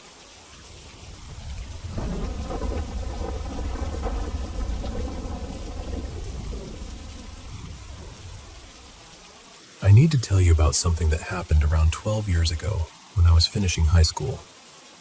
Even now, when I think about it, I still get that strange feeling in my chest, like part of me is back there. At the time, I had 2 separate circles of friends. They knew of each other, but we never really all spent time together. One Friday night, right before the weekend, I went to a party at this huge house with my boyfriend and my best friend. There were people everywhere. Music, noise, the usual kind of crowded night. But the second I walked in, I felt completely off. Not in a dramatic way at first, just this heavy, sinking feeling. I didn't drink. I didn't really talk much. I just followed them around like I was there physically, but not really there at all. As the night went on, it got worse. I felt deeply sad, almost panicked, and then nauseous too, even though I barely ate a thing.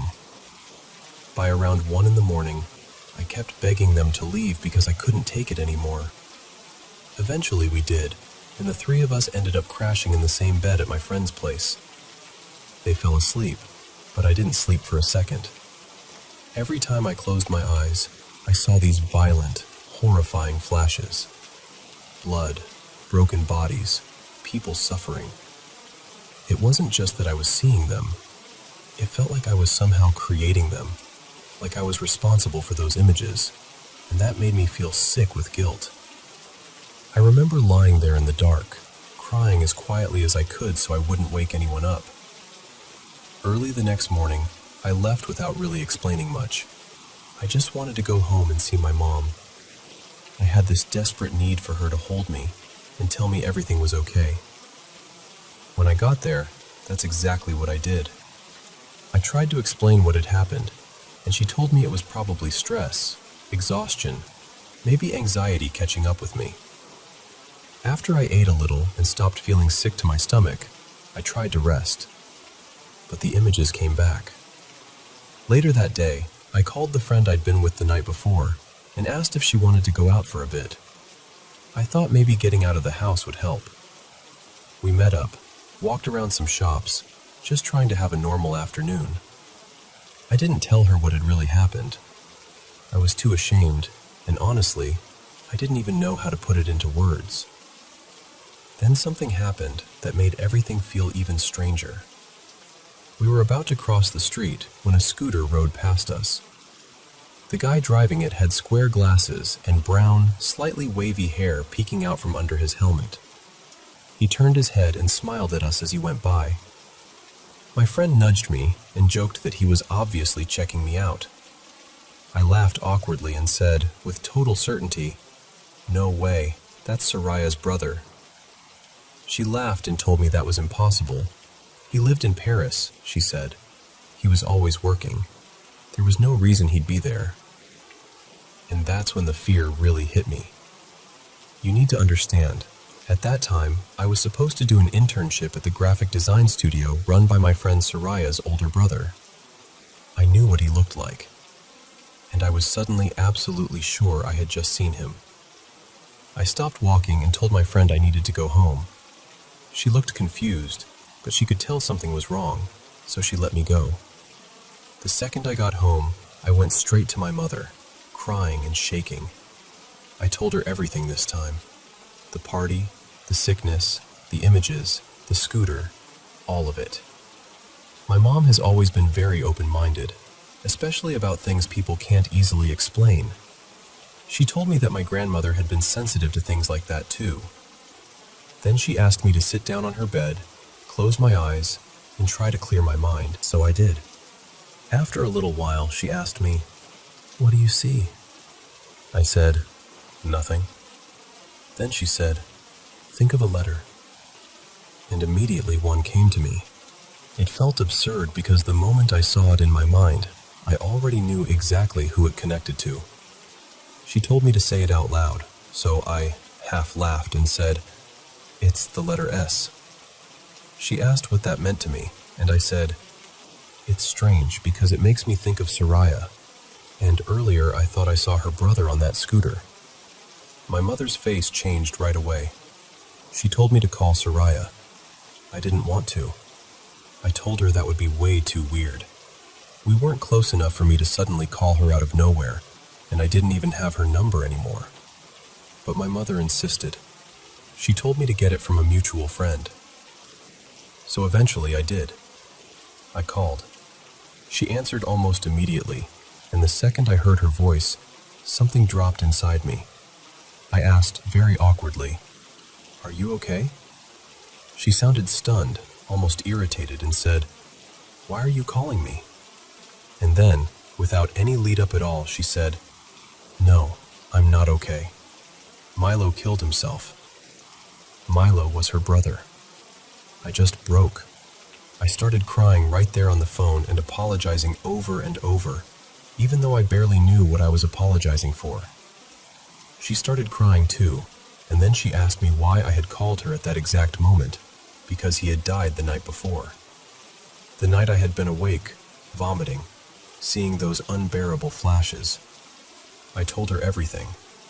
I told her about the party, about not being able to sleep, about the images, and about seeing someone who looked exactly like him on a scooter that afternoon. She told me he did have a scooter in Paris, but he had died there the day before. So what I saw made no sense. I was terrified she would think I was cruel or unstable, or that she'd never want to speak to me again. But that's not what happened. A few days later, she came to my house, and I told her the whole story in person. She told me more about her brother, about what had happened, and about the note he left behind. She was actually a very rational person, not someone who usually believed in things like signs or unexplained connections. But she never once doubted that what I told her was real to me. And from that moment on, something changed between us.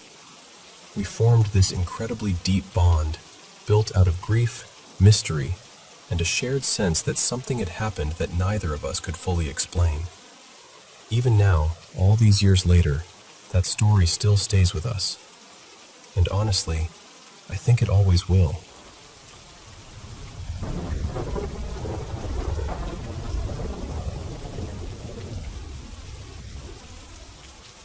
So a few months ago, a group of us rented this cabin by a quiet lake for the weekend. Later that night, some friends and I went down to a little bar nearby. My wife, Mara, stayed back at the house by herself. I barely drank anything, maybe a beer or two, and when I got back, I was just tired and ready to crash. I walked into the bedroom, and it was almost completely dark. The only thing I could really make out was the shape of Mara lying in bed. I slipped in beside her, facing her, and for a second I thought she looked off. Like maybe she was sitting up a little, or leaning forward in some strange way. So I whispered, "Hey, what are you doing?" And then I heard her answer me, but her voice didn't come from where I thought I was looking. It came from lower down, from where her head actually was on the pillow. That's the moment every part of me went cold. I kept staring into the dark, trying to make sense of what I was seeing, and little by little, I realized it wasn't Mara at all. Whatever I was looking at was standing at the edge of the bed, leaning over us. It was tall, way too tall, maybe 8 feet, maybe more. Just this black shape, darker than the room itself. And as I stared at it, it didn't step closer exactly. It was more like its face stretched toward me, slowly, deliberately, until it was right there, inches from mine. I couldn't move. I couldn't speak. I was completely frozen. All I could do was look at it. Its eyes were tiny and orange, like glowing beads, and its pupils looked pin-sharp and black. I didn't even fully process the rest of its face in that moment, because I was so locked in on those eyes. Then Mara looked at me and said, "What? Did you see something?" And I just said, "I don't want to say anything." She immediately sat up and said, "No, you need to tell me if you saw something." I admitted that I had, but I still couldn't bring myself to explain what it was. I just told her, "Please don't panic. Just try to relax." But she was already scared. I could feel it.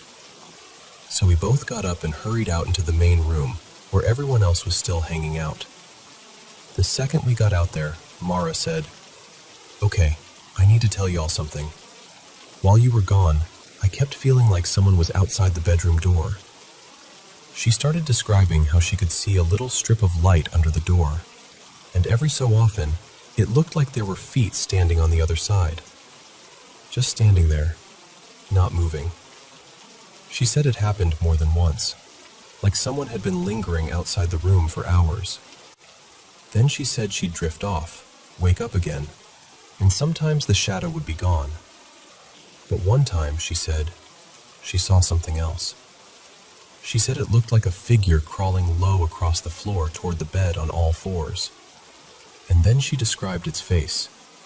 She said it had these tiny orange eyes, and this huge grin full of jagged teeth. I just stopped breathing, because that was exactly what I had seen, and I had not told her any of those details. Not one. Up until then, I hadn't said a word about the eyes, or the face, or anything.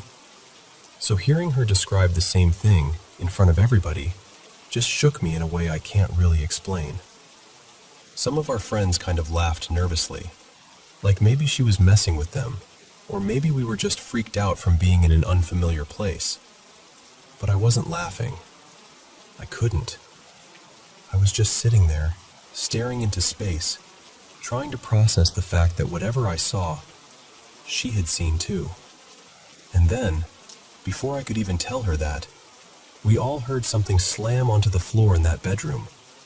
Not a soft sound, a sharp, clear drop. Enough that everyone heard it. There was nothing there. Nothing on the floor, nothing out of place. No cup, no phone, no book, no loose object. Nothing. The room looked exactly the way we'd left it. That somehow made it worse. The next day, we found out there was a small old burial plot behind the cabin, fenced off near the back tree line, almost directly outside the bedroom window where we had been sleeping. I don't know what to make of that, and I'm not trying to claim I have some explanation. Maybe there's folklore tied to that land. Maybe there isn't. I honestly still don't know. What I do know is that Mara and I both saw something that night, and even now, telling this story out loud still gives me chills. I really haven't talked about it much since it happened, because every time I do, it takes me right back to that room, to that darkness, and to that face leaning in close enough to touch mine.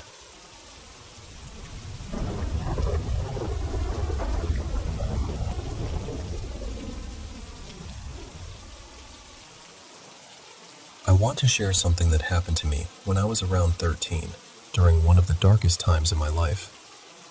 Back then, I was carrying so much anger. My home life was painful, and my father was abusive. I was full of violent thoughts, and I was in such a broken state of mind that I was even imagining doing something terrible to him. I'm only sharing that because I think it matters to understand where I was emotionally. I was deeply drawn to dark things then. I loved to draw, but most of what came out of me was death, bodies, shadows, always in black, white, and red. Then one afternoon, I was sitting at home drawing like I usually did. I wasn't planning anything specific. I rarely did. I just let my hand move and followed whatever showed up. But that day, something different happened. Instead of another dark image, I started drawing a flower. And not just that, it had color. Soft, vivid color. I remember pausing and thinking how strange that felt, because it was so unlike anything I normally made. That's when I became aware of this bright light in front of me. It was almost like a spotlight, but not harsh, just incredibly strong and impossible to ignore. I was completely awake. I wasn't dreaming, and it didn't feel imaginary in the moment. The presence felt ancient, older than anything I could explain. It didn't speak with words exactly. It was more like thoughts arriving directly in my mind, and sometimes it communicated through images instead. The first thing it asked was whether it could come in. I remember being unsure. A part of me wondered whether saying yes might be a mistake, but it didn't feel threatening. It felt calm, steady, almost kind. So even though I didn't really understand what it meant, I said yes. The moment I agreed, I was overwhelmed by this feeling of love. Real love. The kind that is so deep and complete that it almost breaks you open. I had never felt anything like it before. It was like every hateful, bitter part of me was being seen and held without judgment. I started asking questions the way a young teenager would. I asked if it was an angel. I had gone to Catholic school, even though I wasn't really religious, so that was the first thing that came to mind. It said no. Then I asked if it was God. Again, no. So I asked, then what are you? And somehow, it showed me, but not in a way I could really understand. What I saw or sensed was something ancient beyond language, something that felt older than history, older even than time itself. I know that sounds impossible, but that's the closest description I have. I asked other questions too. Why is there so much suffering in the world? Why are we here? What is the point of any of this? I honestly can't remember all of the answers now. A lot of it faded, almost like it was meant to. But I do remember being shown things, images, pieces of the world, moments that felt real and alive, as if I were seeing beyond myself for a little while. At some point, my mother came into the room, and I remember thinking, why can't she see this? That was the first moment I realized whatever was happening was somehow happening inside my awareness, even though it felt completely real. Before it left, it told me something that stayed with me forever. It said that one day I would try to take my own life, and it asked me not to do it. It made me promise. At that age, that thought had never really crossed my mind, so hearing that felt shocking and distant. But I promised anyway. When the presence left, I felt different. Truly different. It was as if something heavy and poisonous had been washed out of me. I felt clean inside. Lighter. The rage that had consumed me didn't vanish all at once forever, but something in me had changed. I was not the same person after that day. I remember asking whether I would ever see it again. I don't remember the response, but I assume it was no, because I never did. Years later, there was a time when I did try to end my life. And in that moment, I remembered the promise I had made all those years before. That memory is part of why I'm still here. I also didn't fully keep my promise to stop searching. Over the years, I looked for people who had experienced something similar. I found strange connections, stories that echoed parts of mine, and questions I still can't answer. Even now, I can't tell you exactly what that presence was. I only know what it did. It met me in a moment when I was full of darkness, and for a brief time, it replaced that darkness with something I had never known before. Love, peace, and the sense that maybe my life was meant to continue.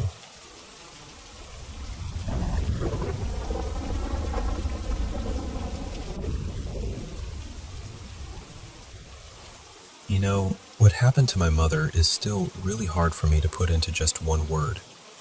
It wasn't exactly a premonition, not in the usual sense. It wasn't like she felt something terrible was about to happen.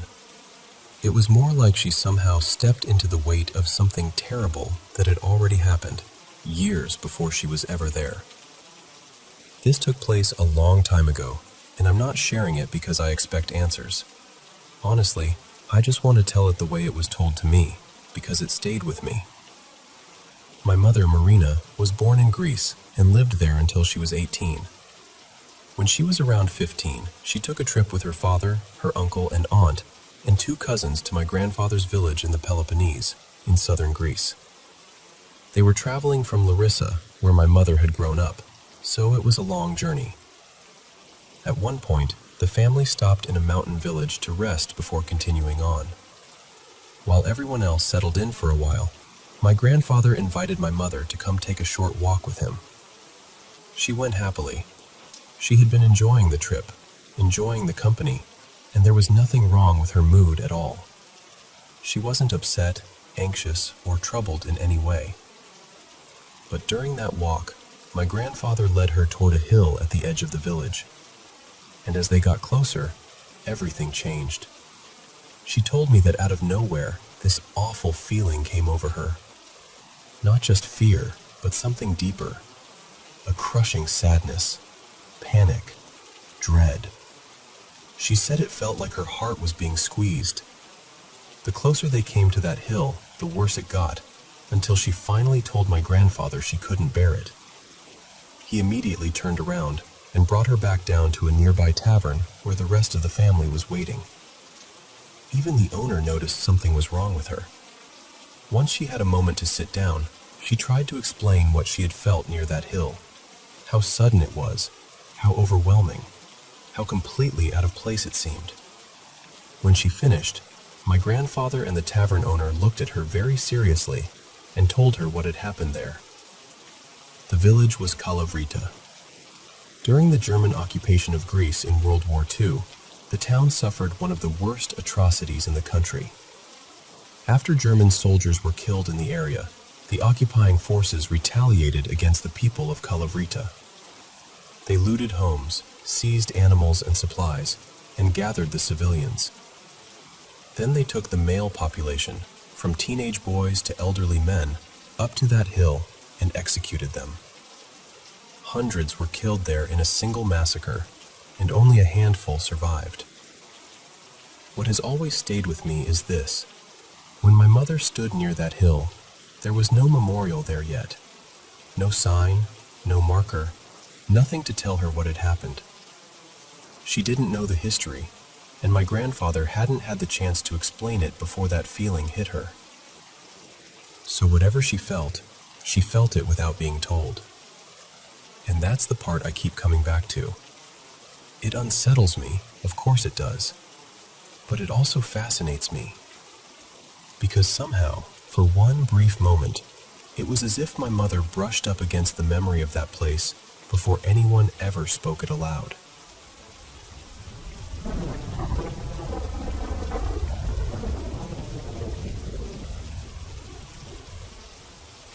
Hey, I'm sharing this because maybe someone out there has gone through something similar, and maybe hearing this will make them feel a little less alone. I know some people would probably hear me talk about this and assume I'm unstable or completely detached from reality, but I've seen several mental health professionals, 4 actually, and every one of them told me the same thing. I'm grounded. I know what's real around me. That's part of what makes this so hard to explain. When this first started, I told myself it had to be connected to substance use. That seemed like the only explanation that made any kind of sense. So after a few months, I checked myself into rehab, honestly believing things would clear up once I got clean. But they didn't. They got worse. At first, I thought maybe I had damaged my brain somehow. I kept trying to make it fit into something understandable. But as time passed, it stopped feeling like something I could explain away. It felt like I was living with voices that had no right to be there. Different ones came and went, a few sounding familiar, but there was one main male voice that stayed constant. And somehow, they seemed able to shift in intensity. Sometimes quieter when I was talking to someone, sitting in an appointment, or trying to focus, and other times unbearably loud, like they just didn't care how overwhelmed I was. Before all of this, I had never experienced anything like auditory or visual hallucinations. Not once in my life. And the substance I had been using wasn't even something people normally associate with that kind of thing, which only made it more confusing. About 3 months in, I entered treatment. Even there, the therapists and psychologists couldn't really explain why things kept escalating instead of settling down. I remember leaving rehab after more than a month sober, hoping that would be the turning point. But the voices were still there. If anything, they were sharper, meaner, more constant. And now, here I am many months later, and they still haven't let up. They almost never answer me directly. Most of the time, they just repeat things back to me, or twist my own thoughts into something cruel. In the beginning, I tried so hard to turn it into something useful. I thought, maybe if this is making me more aware of my negative thoughts, I can use that awareness to grow. And for a while, I actually did. I worked hard to change the way I spoke to myself. But eventually, the exhaustion caught up with me. Because this isn't just frightening, it's draining. Completely draining. It feels like being invaded in the one place you always thought was untouchable. And when the worst thoughts you've ever had are thrown back at you, again and again, day after day, eventually it wears you down. It takes the life out of you. Over time, it's felt like whatever this is has changed. It's not just voices anymore. Sometimes it feels like thoughts show up that don't belong to me. Other times, it's like my own thinking gets interrupted or redirected. Almost like someone reaching into the middle of a sentence and changing where it ends. That part is especially hard to describe, because I know how strange it sounds. but it's real to me, and it's terrifying. And maybe one of the loneliest parts is that I don't feel like I can talk about it openly. I feel isolated, lost, worn down. I feel like I've been pushed so far from myself that I hardly recognize the person trying to survive this. I was raised believing that no matter what happened in life, your mind was the one place no one could ever take from you, that your thoughts were your own. So living through something that makes that feel untrue has shaken me to my core. I've also known people with schizophrenia, and what I'm going through doesn't match what I've personally seen in them. I'm not losing my grip on reality. I know where I am. I know what day it is. I can still function, at least on the surface, but less and less as time goes on. The constant pressure of this, from the moment I wake up to the moment I fall asleep, and even in my dreams, has worn me down to almost nothing. I wish I had answers. I really do. I've spent month after month researching, asking questions, trying treatments, pleading for relief, begging for this to stop. And I still don't know what this is, or why it's happening, or how to make it end. The only reason I'm telling this now is because maybe somebody listening has felt this same kind of fear and confusion. Maybe somebody else is sitting alone with something they can't explain, thinking no one could possibly understand. And I just want to say, I hear you. You're not the only one struggling to make sense of something that feels unbearable. I hope there's an answer somewhere. I hope there's a way through this. And I hope that whatever is behind this pain, whatever name it eventually gets, can someday be understood, and that the people living through it can finally get their lives back. Because that's all I want. I just want my mind to feel like mine again.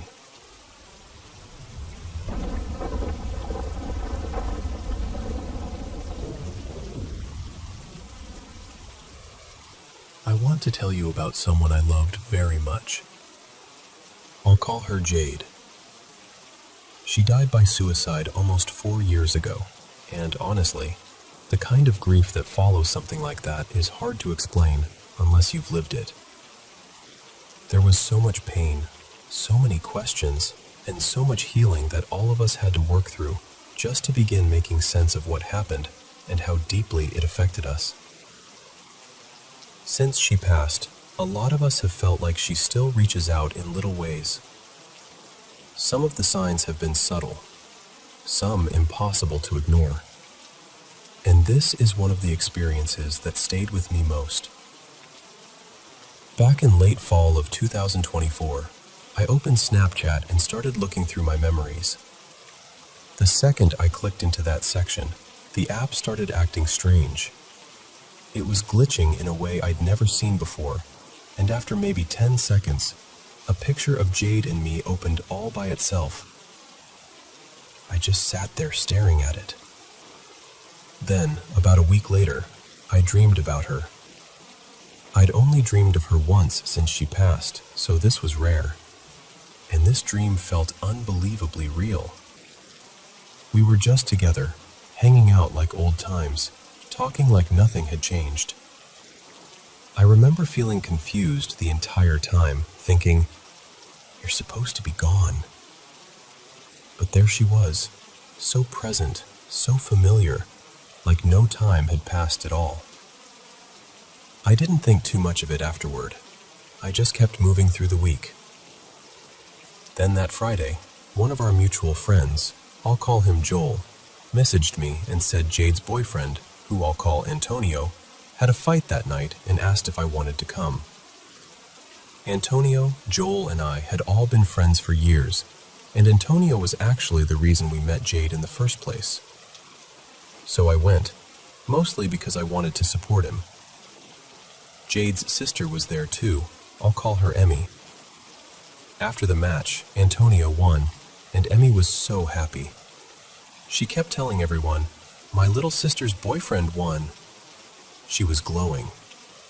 Then she invited us all back to her place to celebrate. Later that night, after we'd all settled in and had a few drinks, Emmy suddenly said, I had a dream about my sister this week. It felt so real. I was looking into her eyes and touching her hair. Before I could even process that, Antonio said, I dreamed about her this week too. We were just hanging out and talking. I remember sitting there in complete shock. Then I told them I dreamed about her too. Emmy just smiled at us while we talked. Joel looked stunned. 3 of us, all dreaming about Jade around the same time, all saying the same thing, that it felt real. That's when Emmy started telling us how often Jade sends signs. She said, my sister loves messing with lights and technology. If I'm having a hard day and I ask her for a sign, later on the lights in my house will start flickering. That hit me hard because I'd had my own strange experiences too. I shared them, and Joel shared some of his. Emmy just listened with this calm, knowing smile and said, she's always around. We all cried that night. Every single one of us. Then about a week later, something happened that I still can't fully explain. When I came back, I picked up my phone to call him and say I was ready. I opened my recent calls and just froze. The last outgoing call on my phone was to Jade. Not my friend, not a misdial to someone living. Jade. I felt my whole body go cold. I called my friend back nearly in tears.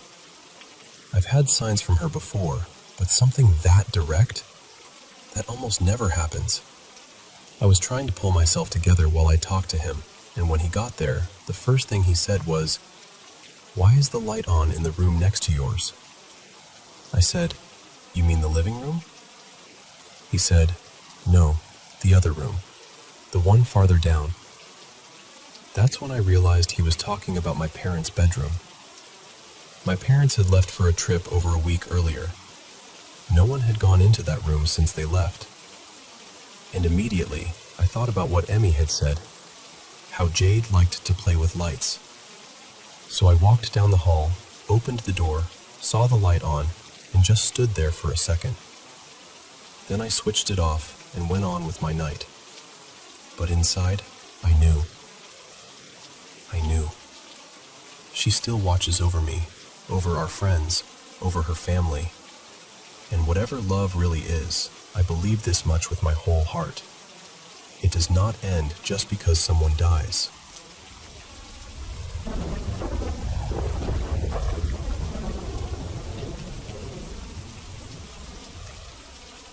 So this all started about 1.5 years ago, right after my family moved again. My dad's in the military, so moving around was just a normal part of life for us. We were staying in an apartment at first. Nothing unusual, just the usual temporary setup while everything got sorted out. A few nights after we got there, I was sitting on the couch watching TV with my brothers and sister. Everything felt completely normal until, out of nowhere, I got this strange feeling, like something had entered the room through the window.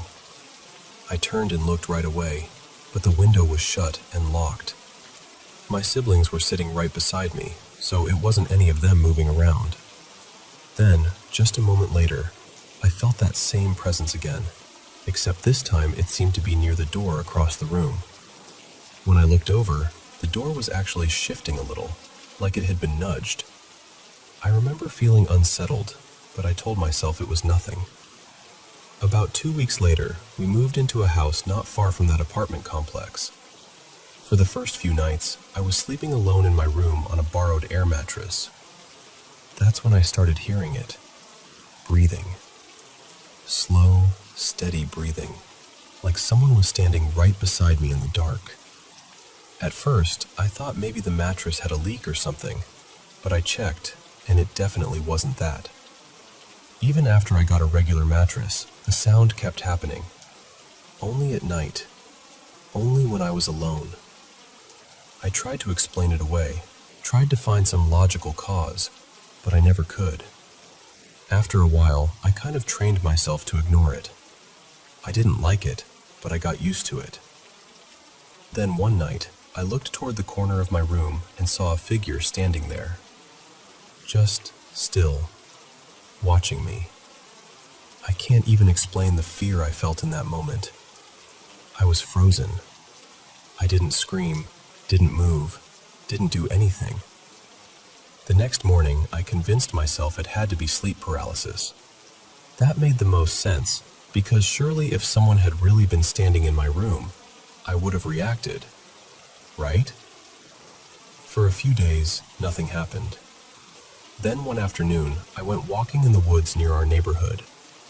There was this trail people used sometimes, and I'd gone there just to clear my head. At one point, between the trees, I saw the same figure. The exact same shape I'd seen in my room. I remember staring, trying to make sense of it, and when I stepped closer, it was just gone. That night, it came back. Same corner, same silence, same feeling that the room wasn't mine anymore. But this time, it didn't stay there. It moved closer, slowly, until it was standing right next to my bed, just staring down at me. And again, I did nothing. I was too scared to even breathe properly. The next morning, I told myself the same thing I had before: sleep paralysis, bad dream, overactive imagination, anything to make it feel less real. But the night after that was different. I woke up and it was already there, standing over me. I could feel it before I even opened my eyes all the way. Then it leaned down and reached toward my face. The second it touched me, I felt this rush of fear so intense it didn't even feel human. It was pure terror, deeper than anything I had ever known. I jerked awake fully, and even though I was definitely conscious then, the fear didn't go away. It stayed. I turned on the light immediately and sat there for the rest of the night, too afraid to go back to sleep. It took me at least an hour, maybe longer, before I could even think clearly again. I still don't know what really happened. Maybe there's a rational answer. Maybe there isn't. All I know is that after that night, whatever it was never came back. Later on, I started hearing other stories from people around the neighborhood. Different people, different experiences, but the details were always strangely similar, especially the part about the figure. Always a shadow-like shape, usually just watching, sometimes knocking something over before disappearing. From everything I heard, I was the only one who ended up with actual physical marks. So honestly, I don't know what to call it. Maybe that neighborhood was haunted. Maybe it was all coincidence. Maybe it was something none of us understood. But I know what I felt. I know what I saw. And I know those scars are real.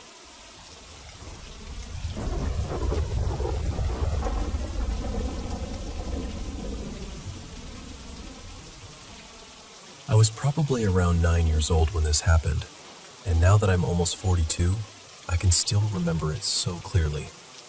That's what's always stayed with me. It never faded like most childhood memories do. It still feels sharp, like it happened in some strange pocket outside of time. I remember being asleep, and then suddenly I was awake. I don't know what woke me up. I just remember opening my eyes and seeing this figure standing in the dim light near the top of the stairs. From my bed, it was maybe 12 or 14 feet away, standing on that little landing just above the last few steps. And the strangest part is, I wasn't scared. That's what never made sense to me, because as a kid, I was terrified of the dark. I was the kind of child who imagined things in every shadow. But in that moment, I didn't feel fear at all. I felt calm, curious more than anything. I also remember being aware that something about the moment felt wrong or different, like I was in some kind of trance. But even then, I wasn't panicked. I was just trying to understand what I was looking at. It felt like I was being drawn toward it. I slowly pulled the covers down and started getting out of bed, never taking my eyes off this thing. That alone was so unlike me. I would never have done that on my own. But I remember moving carefully, almost peacefully, like I was supposed to follow. Then the figure turned away from me and started walking up the stairs. The next thing I remember, I was already on the landing behind it. It was a few steps ahead of me, maybe 3 or so, and as it climbed, I climbed too, getting a little closer each time. Then it stopped. I stopped too. At that point, I was close enough to really notice it.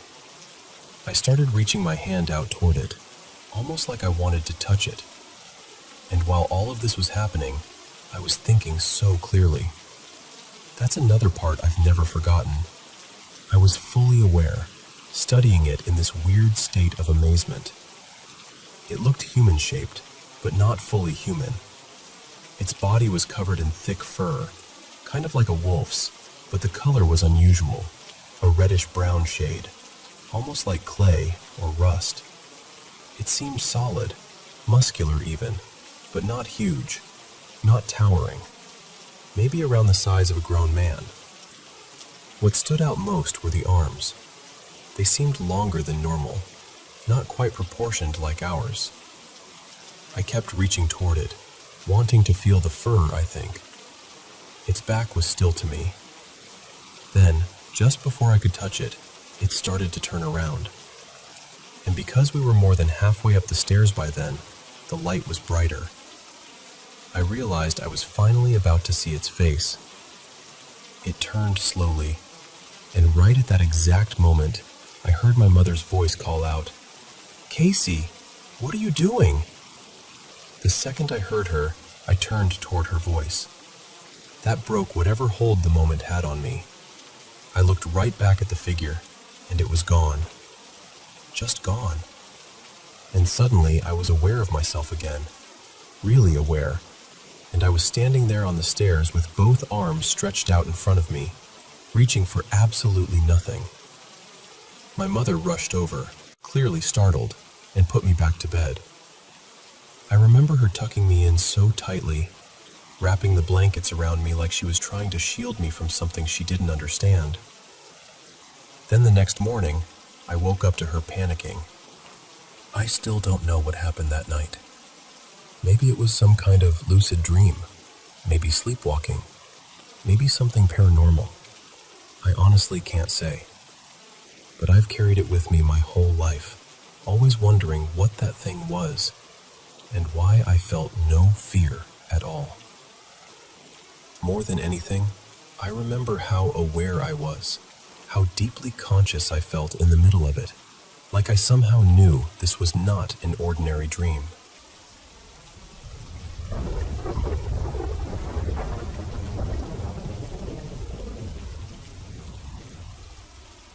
This happened years ago, when I was about 12, maybe 13. I was out with a friend of mine, Mara, and she randomly decided it would be a good idea to go ghost hunting in a graveyard in the middle of the afternoon on a Sunday. I remember thinking it was such a pointless idea, but I went along with it anyway. The only reason I didn't totally hate it was because at least it was daytime. The graveyard was right next to a thick stretch of woods, and I know for a fact I would never have gone anywhere near it after dark. We walked around for a while before we got there, and the first thing that felt strange was how empty it was. Usually on Sundays, there are at least a few people around, visiting graves, cleaning them, leaving flowers, something. But that day, it was quiet. Too quiet. At the time, we brushed it off. We weren't thinking seriously about anything paranormal yet. As we wandered deeper in, we came across a freshly dug burial plot, just sitting there, open and waiting. That really unsettled me. It felt sad, and honestly kind of wrong to be standing there staring at it. After that, we started reading the headstones, looking at the names and dates, and being stupid kids, we started making fun of some of the names. I was the one who started it, and Mara joined in. I still feel bad about that. Then, out of nowhere, I heard my name. Clear as day. Not close by, not whispered, not imagined. Someone called my name from somewhere deeper in the graveyard. We both stopped immediately. No laughing, no talking, nothing. We just stood there, listening, trying to figure out where it had come from. Then we started backing away. And just as we did, it happened again. This time it didn't sound far away. It sounded like it was coming from all around us at once. The voice had this weird, crackling quality to it, almost like radio static. I can still remember how unnatural it sounded. That was the moment we panicked. We ran. We were just two young girls alone in a cemetery beside the woods, and suddenly every bad idea about being there hit us at once. We ran all the way back toward town, and it felt like forever before we got out of that area. But even after we were back near the streets and houses, I heard my name again. This time, it sounded exactly like my aunt's voice. That's what scared me most, because my aunt wasn't even in the country anymore. She had moved to England months before. Still, I called her later just to check, half hoping there was some normal explanation. She answered, and no, she wasn't back. She hadn't been anywhere near us. So we tried to let it go. I walked Mara home that evening like I normally did. She lived in a house maybe 15 minutes from my apartment. We said goodbye, and I headed home. Everything seemed fine until I got inside and looked at my phone. I had a bunch of missed calls from her, one after another, and a flood of messages asking why I was doing that to her and telling me to stop. I had no idea what she was talking about. I texted back, confused, and then she called me. She was hysterical, crying, yelling, furious. She kept saying I wasn't funny, that I needed to leave her alone, that she never wanted to speak to me again. I got upset too and started yelling back, asking her what on earth she meant, and she showed me someone standing outside her front door. It looked exactly like me. Same clothes, same hair, same height, same face. Even the voice matched mine. It was pounding on her door and calling for her like I wanted to be let in. I remember just staring at the screen, completely numb. I was at home. I had just walked back. There was no way I could be there. When Mara realized from the call that I truly was in my apartment, we both just froze. Then she hung up and went to get her parents. After that day, things never really felt normal again. I started noticing shadows where there shouldn't be any. Sometimes when I'm walking home alone, I catch sight of figures that look almost human, but not quite. Pale, almost glowing white, a little transparent, gone the second I focus on them. And sometimes, late at night, I hear knocking at my window. I live on the 4th floor. There are no trees tall enough to reach it. No balcony. No reason for anything to be tapping on that glass. I still don't know what happened that day. I don't know if we disturbed something, invited something in, or if something just decided to follow me home. But whatever it was, it knew my name.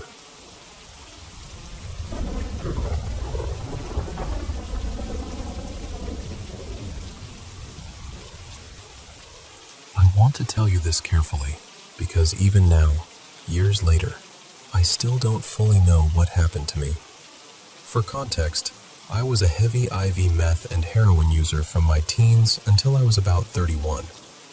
I'm sober now, coming up on 7 years, and I'm incredibly grateful for that. I also can't ignore the fact that a lot of the strangest, darkest experiences of my life happened during those years. So maybe the drugs explain everything. Maybe they don't. I honestly still go back and forth. It started around Christmas of 2015, when my sister gave me this old Ouija board from the 1950s. It looked worn, yellowed with age, the kind of thing that already feels wrong before you even touch it. I used it in my house a few times, mostly out of curiosity, And not long after that, things in the house started to feel off. I'd get this constant sense that I was being watched. Little things would disappear and turn up in weird places. Sometimes I'd hear movement and swear someone else was there when I was completely alone. And more than anything, there was this heavy feeling in the house, like something dark had settled in and was just quietly waiting. That summer, I got really sick. I developed MRSA and sepsis and ended up in the ICU for about a month. Logically, I know exactly why that happened. My drug use put me there. But even in the middle of all that, I couldn't shake the feeling that something evil had been following me, like it had attached itself to my life and was just feeding off the chaos. After I got out of the hospital, I managed to stay clean for about a year and a half. During that time, one of my sisters and I rented a house together. For a while, things felt stable. Then one afternoon, she, another sister, and I decided to use the Ouija board again in the backyard. We were trying to reach our mom, who had passed away. That part still hurts to say because I think we really wanted comfort. We wanted it to be her. But the board told us it wasn't our mother. It gave us a different name. Not viscous like before, but something close, viscusa. I still remember how cold I felt reading it. The whole time we were sitting there was a crow perched in this dead tree near the fence, just watching us. It never moved. It was so still it almost didn't seem real. The next morning, around 4 o'clock, I woke up to this violent crashing sound. I jumped out of bed thinking someone had broken in, but when I looked outside, that dead tree had fallen straight through the fence. It landed so close to my bedroom window that if the angle had been slightly different, it could have come right through the wall. After that, the house felt unbearable. My sister and I both started having brutal sleep paralysis. We'd talk about waking up unable to move, sensing something in the room, feeling watched. One morning, I opened my eyes and saw what I thought was my sister on the floor of my bedroom, crawling slowly across the carpet. I remember just freezing, staring, trying to make sense of it. Then I got up to check, and there was nobody there. My sister was still asleep in her room. By early 2018, I had relapsed hard. Everything started falling apart after that. My sister and I stopped living together, and that summer, one of my closest friends came over to my apartment, and we used the board again. The board spelled out, "No H." We took it to mean no heroin. Even then, even as messed up as my life was, that message shook me. The next night, I was at my friend's house with her and another girl. I felt horrible, like my whole body was shutting down, like I was dying. But addiction doesn't care how bad you feel. I still mixed up a huge shot of heroin and meth. And the second I used, something went very, very wrong. My friends told me later that I started speaking in a deep voice that did not sound like mine at all. Not just deeper, different. They said it sounded guttural, harsh, almost inhuman. I would switch back and forth between that voice and my regular one, and when I was using my normal voice, I was begging them to help me. But then it would change again into this language nobody understood. It didn't sound like English. It didn't sound like anything familiar. They said I screamed for hours. Not yelled, screamed. In that voice. Eventually they got so scared, they locked themselves in another room and left me where I was until I finally passed out. The next morning, everything felt wrong. They were distant with me, almost like they were afraid of me, or like I had done something unforgivable. Later that day, I decided to go back to my apartment, and on the way, I got pulled over and arrested for drug possession. Looking back, that whole stretch of my life feels like freefall. By the end of 2018, I ended up in a Christian-based rehab. At first, I hated it. I mean, really hated it. I was angry, resistant, bitter, all of it. But over time, something in me softened. I started opening myself up, at least a little, to the idea of God, and to the possibility that maybe I needed spiritual healing just as much as physical sobriety. Then one night, while I was lying in bed fully awake, I felt a very clear tap on my leg. I turned over, and what I saw is still one of the most terrifying things I've ever experienced. Standing there was this tall, female-shaped figure with a long, stretched face and these sharp, horrible teeth. It didn't look human. It looked wrong in every possible way. The closest comparison I've ever found is that scene in The Devil's Advocate. That's honestly the nearest thing I can think of. I screamed so loudly I woke up the whole house. I jumped out of bed, ran out of the room sobbing, and I was shaking so badly I could barely stand. The people there had to sit with me for hours before I could calm down. And when I finally went back to bed, I held a cross in my hand the entire night. What stays with me is this. After that night, I never had another experience like that again. Since then, I felt free in a way I never used to. I did spend some time exploring Christianity more deeply, and while my beliefs have evolved, I still believe in God. I also believe there are spiritual things we don't fully understand. And I've stayed sober all these years, which is the biggest blessing of my life. So when I look back on everything, I still wonder what it really was. Were those experiences drug-induced hallucinations? Was it trauma and subconscious fear taking shape in my mind? Or did I really come into contact with something dark, something evil, something that attached itself to me when I kept opening doors I shouldn't have opened? That's my story. I still carry the questions, but I'm just grateful I made it out alive.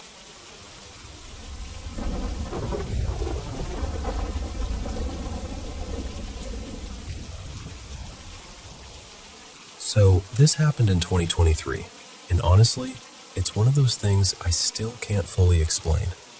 For a bit of background, my grandfather on my dad's side passed away about 20 years earlier, when I was really little. My grandparents had lived in a ground floor flat, and my uncle, their youngest son, lived in the flat upstairs. My granddad died in the main bedroom there. By 2023, my Nana had moved into a nursing home because of dementia, and my uncle was still living upstairs. One day, my dad took me over to the flat to collect some of my Nana's jewelry, since she'd always said she wanted me to have it, and he thought it made sense to take it now rather than leave it sitting there. He also said I could look through the spare room and take any old toys or keepsakes I still wanted. Then he and my uncle headed off to visit my Nana, which meant I was left alone in both flats. When you came in through the front door, there was this little hallway.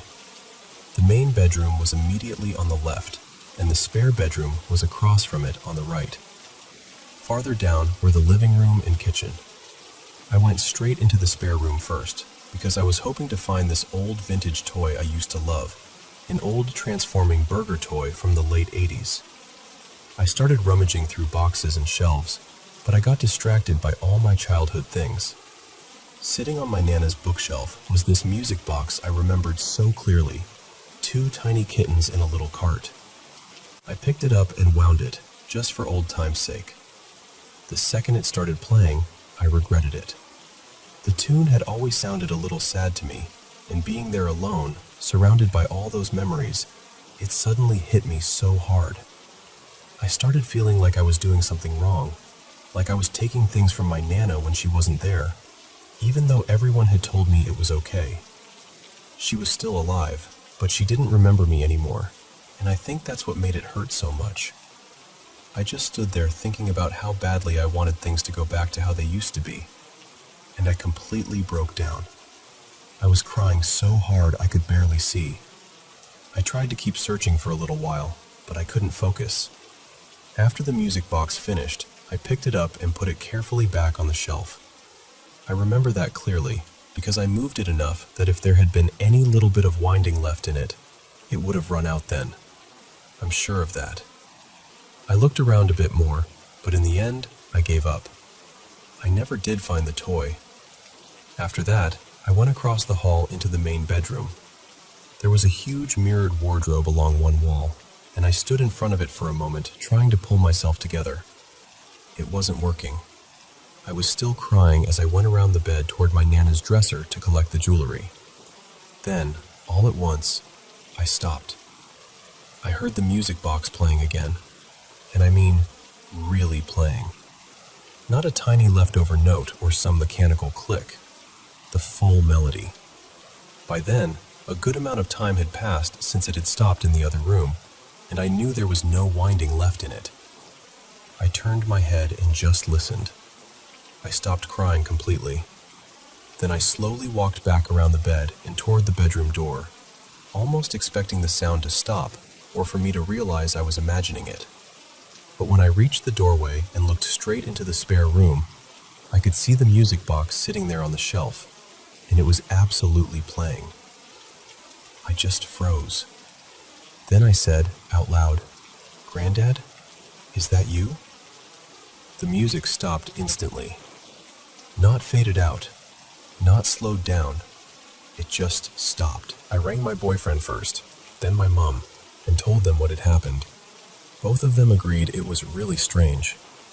When my dad and uncle came back, I told them too. My dad has never believed in ghosts or anything like that, but even he admitted it was odd. And my uncle said that if anyone in the family would hang around to keep an eye on us, it would probably be my granddad. What makes it even more meaningful to me is that my mom once had an experience too. After my granddad died, she believed she saw him one night before I became seriously ill with pneumonia. She said he told her things were going to get rough, but that I'd be all right. So between what happened to her and what happened to me, I really do believe my granddad is still looking out for me in his own way. And honestly, that brings me a lot of comfort.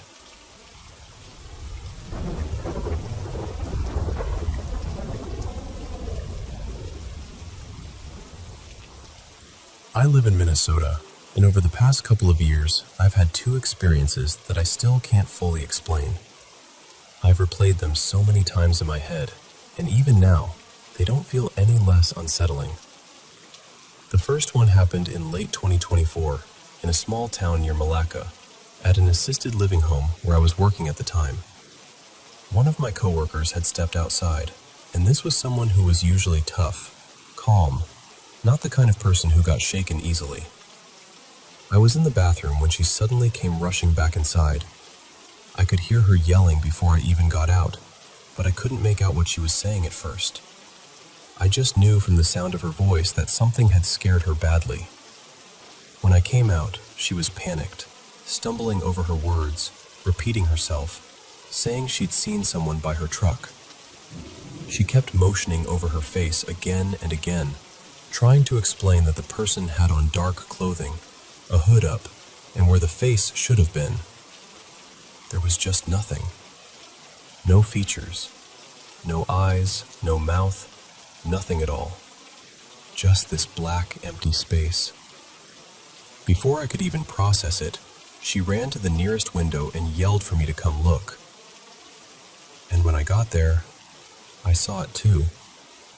There was a person standing outside, near the lot, wearing a bright pink jacket. At first, they were just staring down at the ground. Then, after a few seconds, they slowly lifted their head toward us. The moment they did, they bolted across the street faster than I would have thought possible and stopped near another building. My coworker ran outside after it, and I followed to the doorway, yelling for her to come back, because I wanted absolutely no part of getting closer to whatever that was. But she kept going, and then quietly told me to come there and look. What I saw next is burned into my memory. The figure in the pink jacket was bent forward in this unnatural way, arms hanging almost to the ground, completely still. And I mean completely still. Not one twitch, not one shift of weight, nothing. Which made no sense, because seconds earlier it had sprinted across the street. But now it looked frozen, like someone had pressed pause on it. Its head was angled toward the ground, and the whole thing felt wrong in a way I can't really put into words. I didn't stay out there. I turned around and went straight back inside. That was enough for me. The second sighting happened on March 1st, 2025, near a cemetery around the Mille Lacs area while I was driving up toward Brainerd for work. This one was shorter, but it hit me just as hard.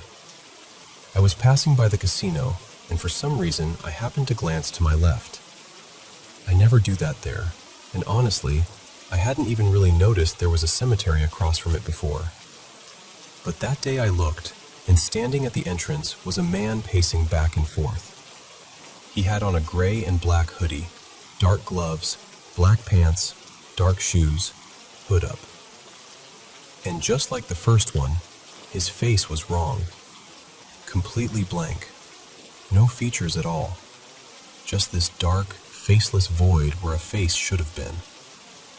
I remember him turning and looking directly at me as I drove by, then just continuing to pace like nothing had happened. I did not turn around. I didn't look back either. I've tried to brush both experiences off, tried to tell myself there had to be some explanation, but I still haven't come up with one that feels right. And honestly, I just want to know whether anyone else around this part of Minnesota has seen anything like that, or anything even remotely similar. Because once you see something like that, it stays with you.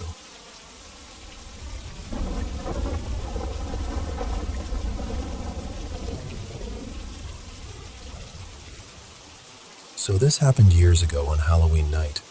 I know that already makes it sound like the setup to some cliché ghost story, but I swear, that's really when it happened. I was probably around 11, maybe 12. I can't remember my exact age anymore. I was staying in my cousin's neighborhood, hanging around outside with my aunt and a couple of her neighbors while riding my cousin's bike up and down the street. It was getting really late, probably close to midnight. Most of the trick-or-treaters had gone home by then, and my cousin was inside watching scary movies. At some point, I decided to ride farther down the middle of the street, just to get a little space from the adults.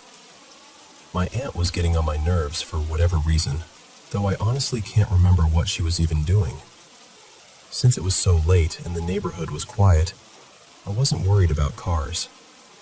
I got maybe 15 or 20 yards away when suddenly, this bright light appeared right in front of me and completely washed out my vision. My first thought was that it had to be a car with its high beams on, so I started turning the bike to head for the curb. But then, the light faded almost as quickly as it had shown up, and when I looked back down the road, there was no car. Instead, I saw this enormous figure standing there.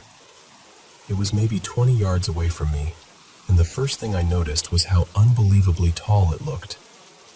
In my memory, it seemed as tall as a utility pole, or at least close to the height of the trees around it. I couldn't make out a face or any real details from that distance, but I remember how thin and unnaturally long it looked. Its skin seemed pale, almost washed out, and there was something strange about it, like it wasn't fully solid. Not invisible exactly, just faint, almost translucent. The closest comparison I can give is that it looked like a bare, stretched-out version of Slender Man. I know that sounds ridiculous, and honestly kind of generic, but that's still the best way I can describe what I saw. The weirdest part is that I wasn't terrified right away. I was mostly just confused. I remember staring at it, trying to make sense of what I was looking at. Then, after a few seconds, it started moving toward me. It walked slowly, but the way it moved was wrong somehow, stiff and awkward, like its body didn't bend the way it should. Then it made this sudden sharp turn off the road, stepped onto the sidewalk, and disappeared down a narrow walking path that led toward a small creek behind the houses. That path was dark, and within a second or two I lost sight of it completely. That's when I finally felt unsettled. I turned around and rode straight back to my aunt's place. The adults were still outside talking like nothing had happened. I asked if any of them had seen something down the road, and somehow none of them had noticed anything at all. I didn't think they'd believe me, so I changed my story and said I'd just seen a raccoon or something. Then I went inside. The rest of the night was totally normal. Nothing else strange happened. But even now, all these years later, that's still the one experience I've had that I can't explain away. Maybe I was overtired. Maybe my eyes were playing tricks on me. Maybe it was something ordinary that looked wrong in the dark. But honestly, it never felt ordinary. And I still think about it sometimes.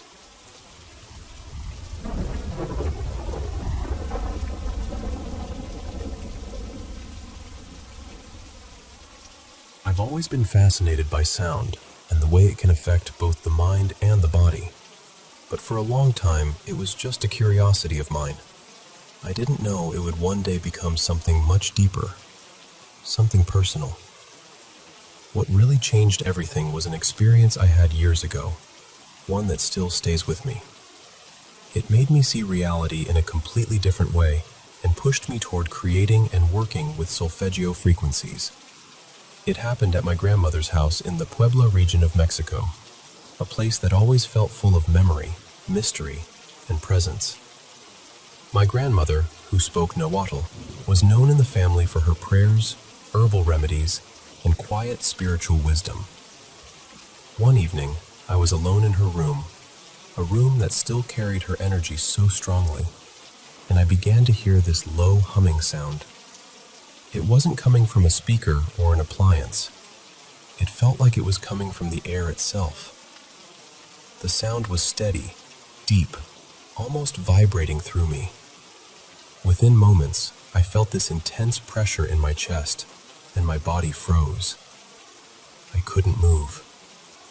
Everything around me seemed to disappear into that sound until it was the only thing I could hear. Then, as it grew stronger, I saw figures, tall, shadow-like forms moving slowly around the room. They didn't feel aggressive, but they were unmistakably there. I remember being terrified, but at the same time, I felt like I was witnessing something beyond ordinary explanation. In that moment, I thought of my grandmother, Elena, and the things she used to say about protecting your energy. She believed that certain sounds, prayers, and vibrations could shift what we allow into our space. She would always say that sound had power, not just to heal, but also to influence what we cannot see. After that night, I couldn't stop thinking about what had happened. I started researching sound, vibration, and spiritual traditions, and that's when I discovered solfeggio frequencies, these ancient tones associated with sacred music, healing practices, and inner transformation. I became obsessed with learning more. I started experimenting with tone generators, synths, and different sound layers, trying to recreate frequencies that felt meaningful to me. What surprised me most was what I felt when I began listening to them regularly. I started having experiences that reminded me of that night in my grandmother's room. But this time, instead of fear, I felt calm. Deep calm.